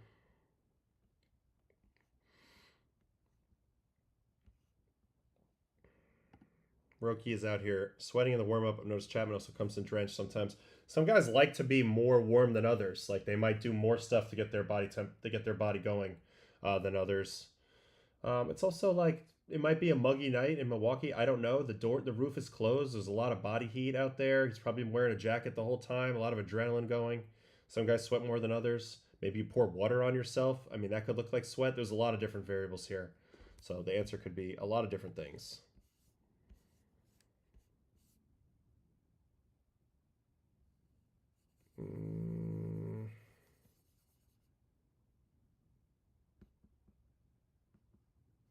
I don't really know the answer to this question, Philip. I'm not really sure. I'd have to rethink about that. I'm not really sure about that one. I don't have a great answer for this. Obscure rules. Well, I do remember one time when we were playing the Dodgers, they tried to pitch a position player against us, but they weren't up by enough or down by enough runs, and I thought that was new. That was interesting. That was new. Okay, Roki's in there.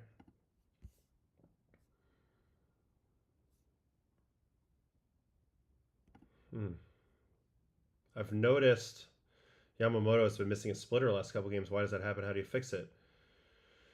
Splitter's a big field pitch. The way the ball comes off your fingertips, there's a lot of slippage, you know, and Yama throws a more of a splinker type splitter where he's not as split wide as Sasaki, who, if you watch him throw some of these fork balls he's going to throw in this game, he's super wide, like insanely wide, where the ball's like literally just slipping out with nothing. Yamamoto's a little more on it, but I do think it's still a field pitch. Any slight thing that can be off can mess up the trajectory of your spin on your splitter, and it's all very important. So, yeah, I would say it's common.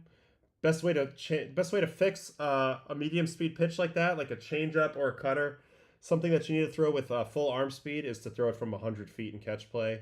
And you just want to have subtle movement on it. And if you do that, usually at max speed, it's going to be really, really good. It'll be really, really good.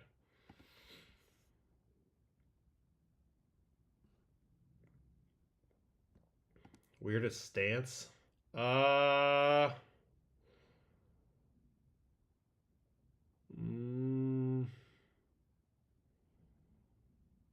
Weirdest stance. I don't know. That's kind of a tough one.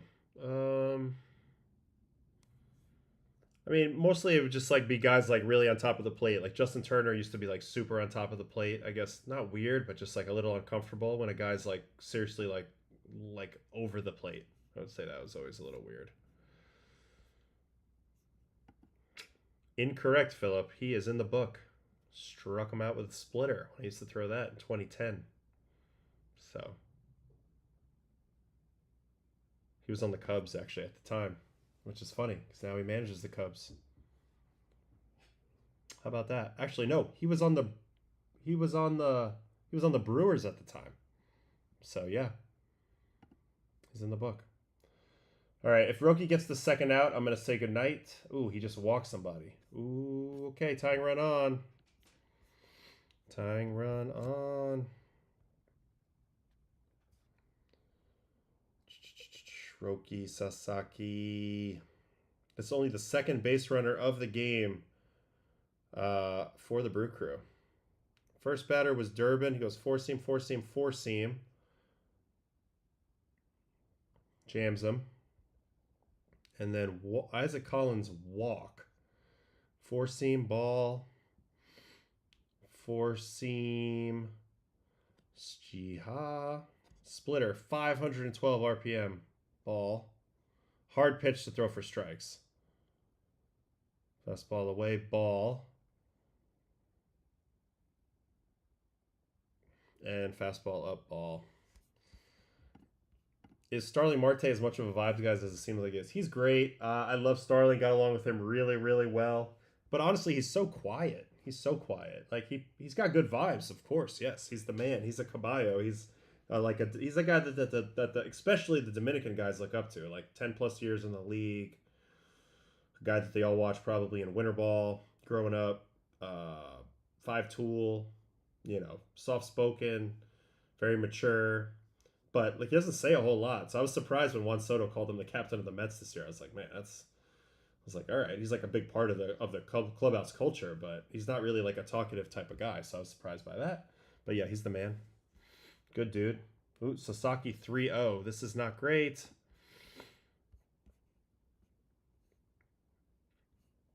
As an umpire, what would your strike 3 call be? I don't know, some sort of upward uppercut thing. I love that Tom Hallion. Wow, I can't even do it because my wire is caught on my chair. Like with the uppercut move, something with an uppercut move, like a 1-2 uppercut. That would be sick. Strike 3. Nah, Judge talks way more than a Starling Marte. Way more. Way more.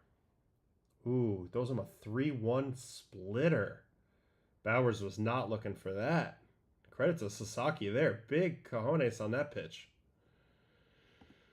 Nah, Judge does a fair amount of talking. I mean, he's soft spoken, but like Starling will have days where you don't see him the whole day. He's just like, on the phone, hanging out somewhere. So 3-2. I see some no's in the chat. Am I late? Oh, hit that ball well. That's gonna burn him. Ground rule double. Second and third, no outs. Tying run on second. I told you, man, the Brewers are such a rally team, man. You can't give them any breathing room.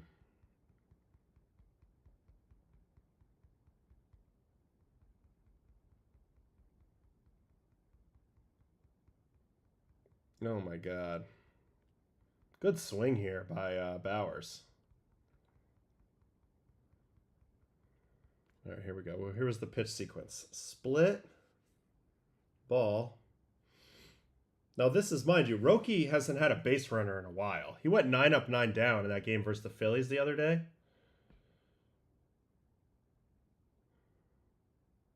So pitching out of the stretch is definitely something new. Here's that 3-1 splitter I was talking about. Splitter. It's really a forkball, but 3-1. This was a shocking attempt here. And then he comes back with the 4-seam off that. I just think I think Will Smith probably didn't think that he could do it twice in a row. Hits at 109 at 19. Good thing for the Dodgers, this ball was to center. Because if he hits this anywhere else, it's probably a homer. We need to check on Pages' depth. I would say fairly normal. It was just hit too hard that it burned him. Not enough height on it, not enough hang time for him to get back there.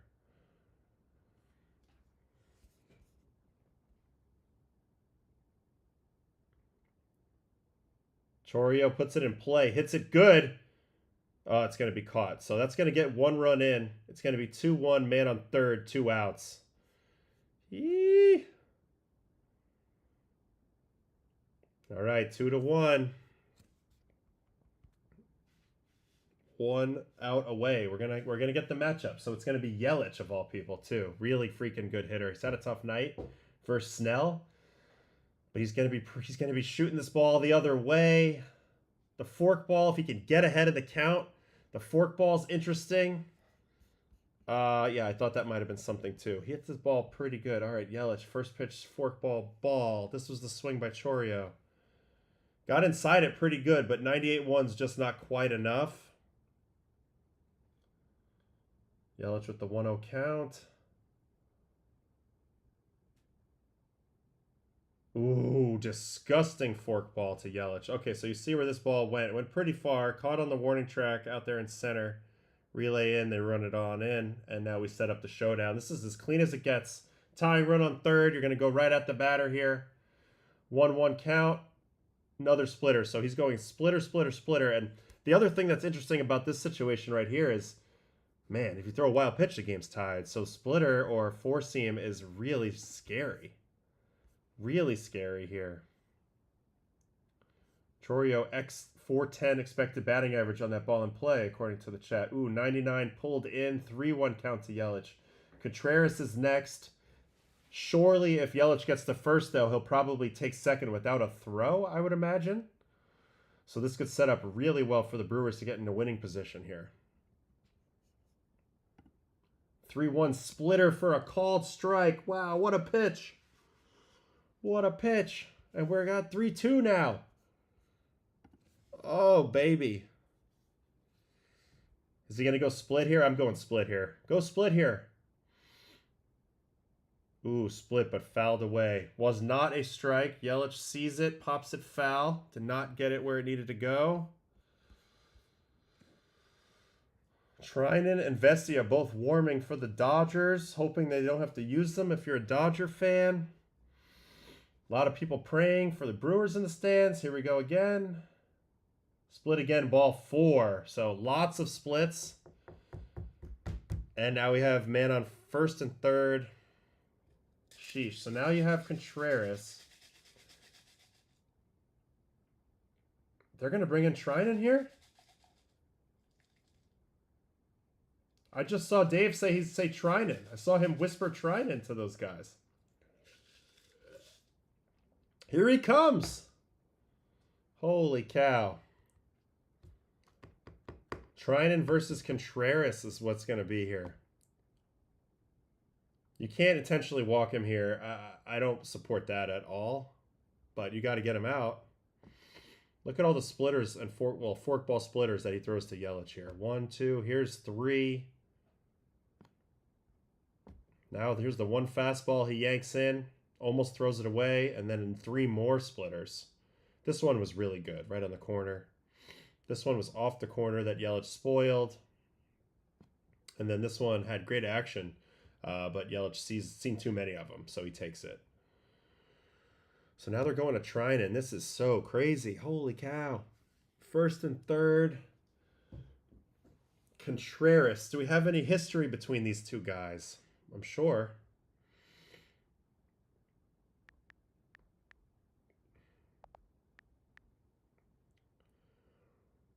Trinan. Where is this?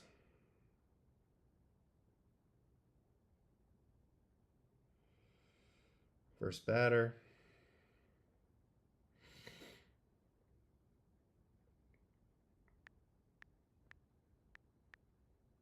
William Contreras. Get results.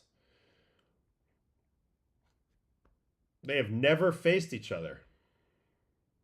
Never faced each other. So advantage Trinan in that way, although he's been a little bit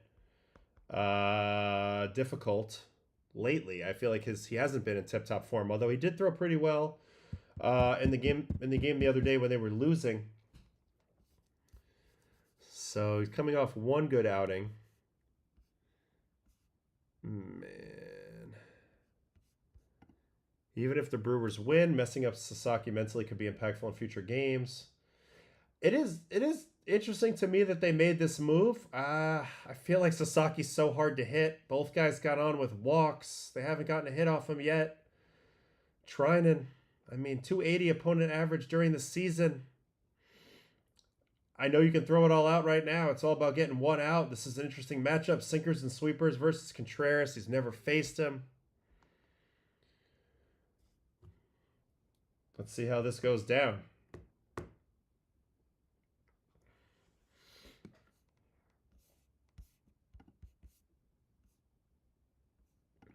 Nah, no way. I don't want to walk the bases loaded and have no margin for error. I want Trinan to be able to throw chase pitches in this at bat and not worry about necessarily walking Contreras, especially if he gets ahead of him.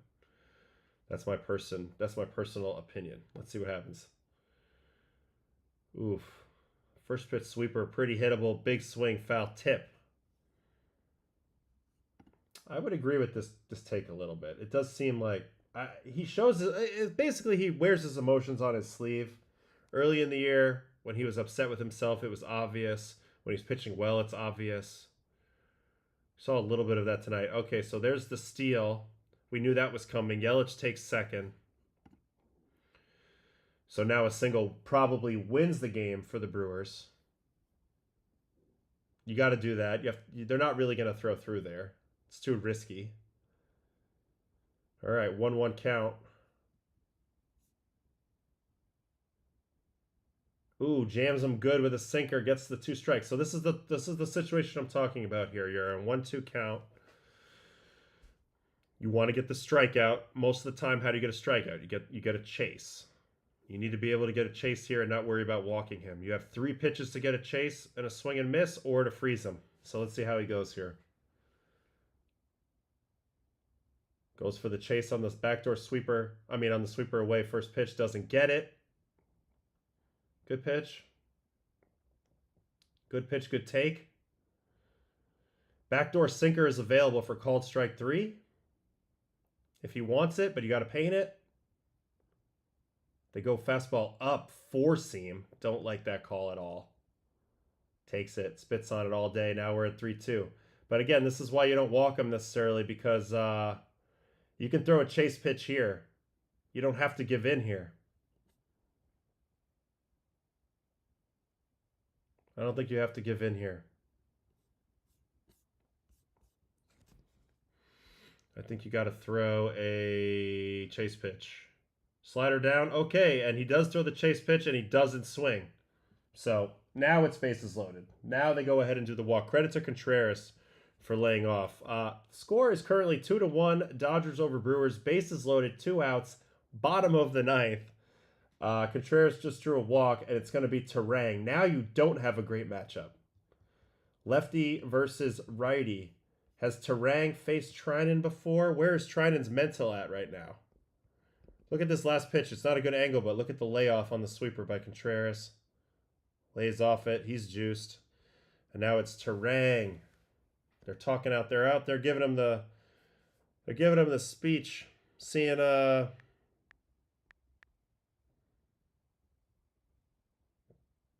what the plan is here. Has he ever faced Bryce Terang? Yes, one time. 0 for 1. Last season, 2024. It was a ball in play. I'm already subscribed. How come I can't look at that? All right, whatever.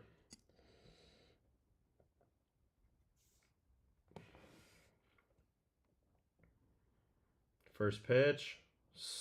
4-seam up. Not his typical pitch. Fouled off. Terang's been quietly really freaking good for the Brewers this year. Yeah, Mar did. Threw in for Bryce Terang early a while ago. Sweeper down. Ooh, might have shaved the bottom. Doesn't get the call. Score is 2-1, bottom of the ninth. Bases loaded.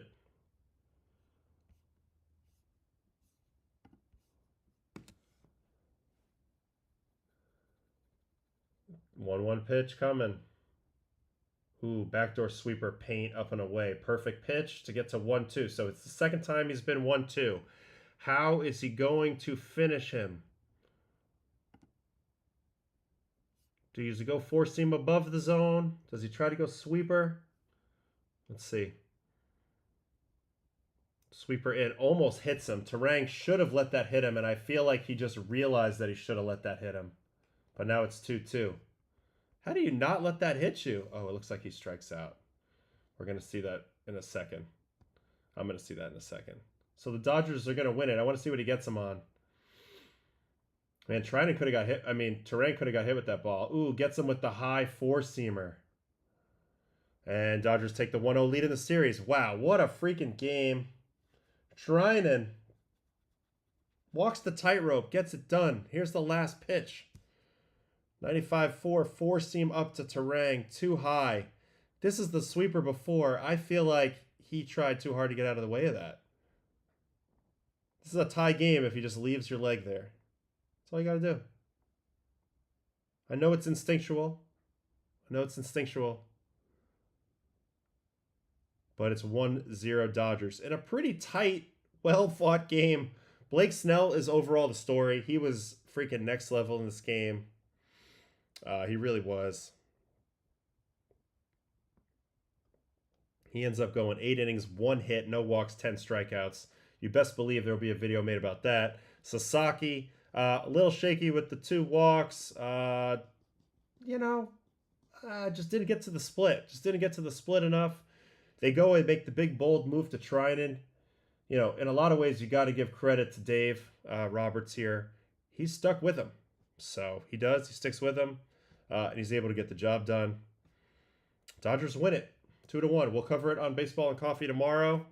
That is it for tonight's show. Thanks for hanging with me. And yeah, Baseball and Coffee tomorrow. We will go over Game 2. We'll break down Game 2. We'll take maybe a little deeper look at some of the stuff at the end of this game, some of the decisions. But anyway, I'll see you guys. Have a good night. Peace out.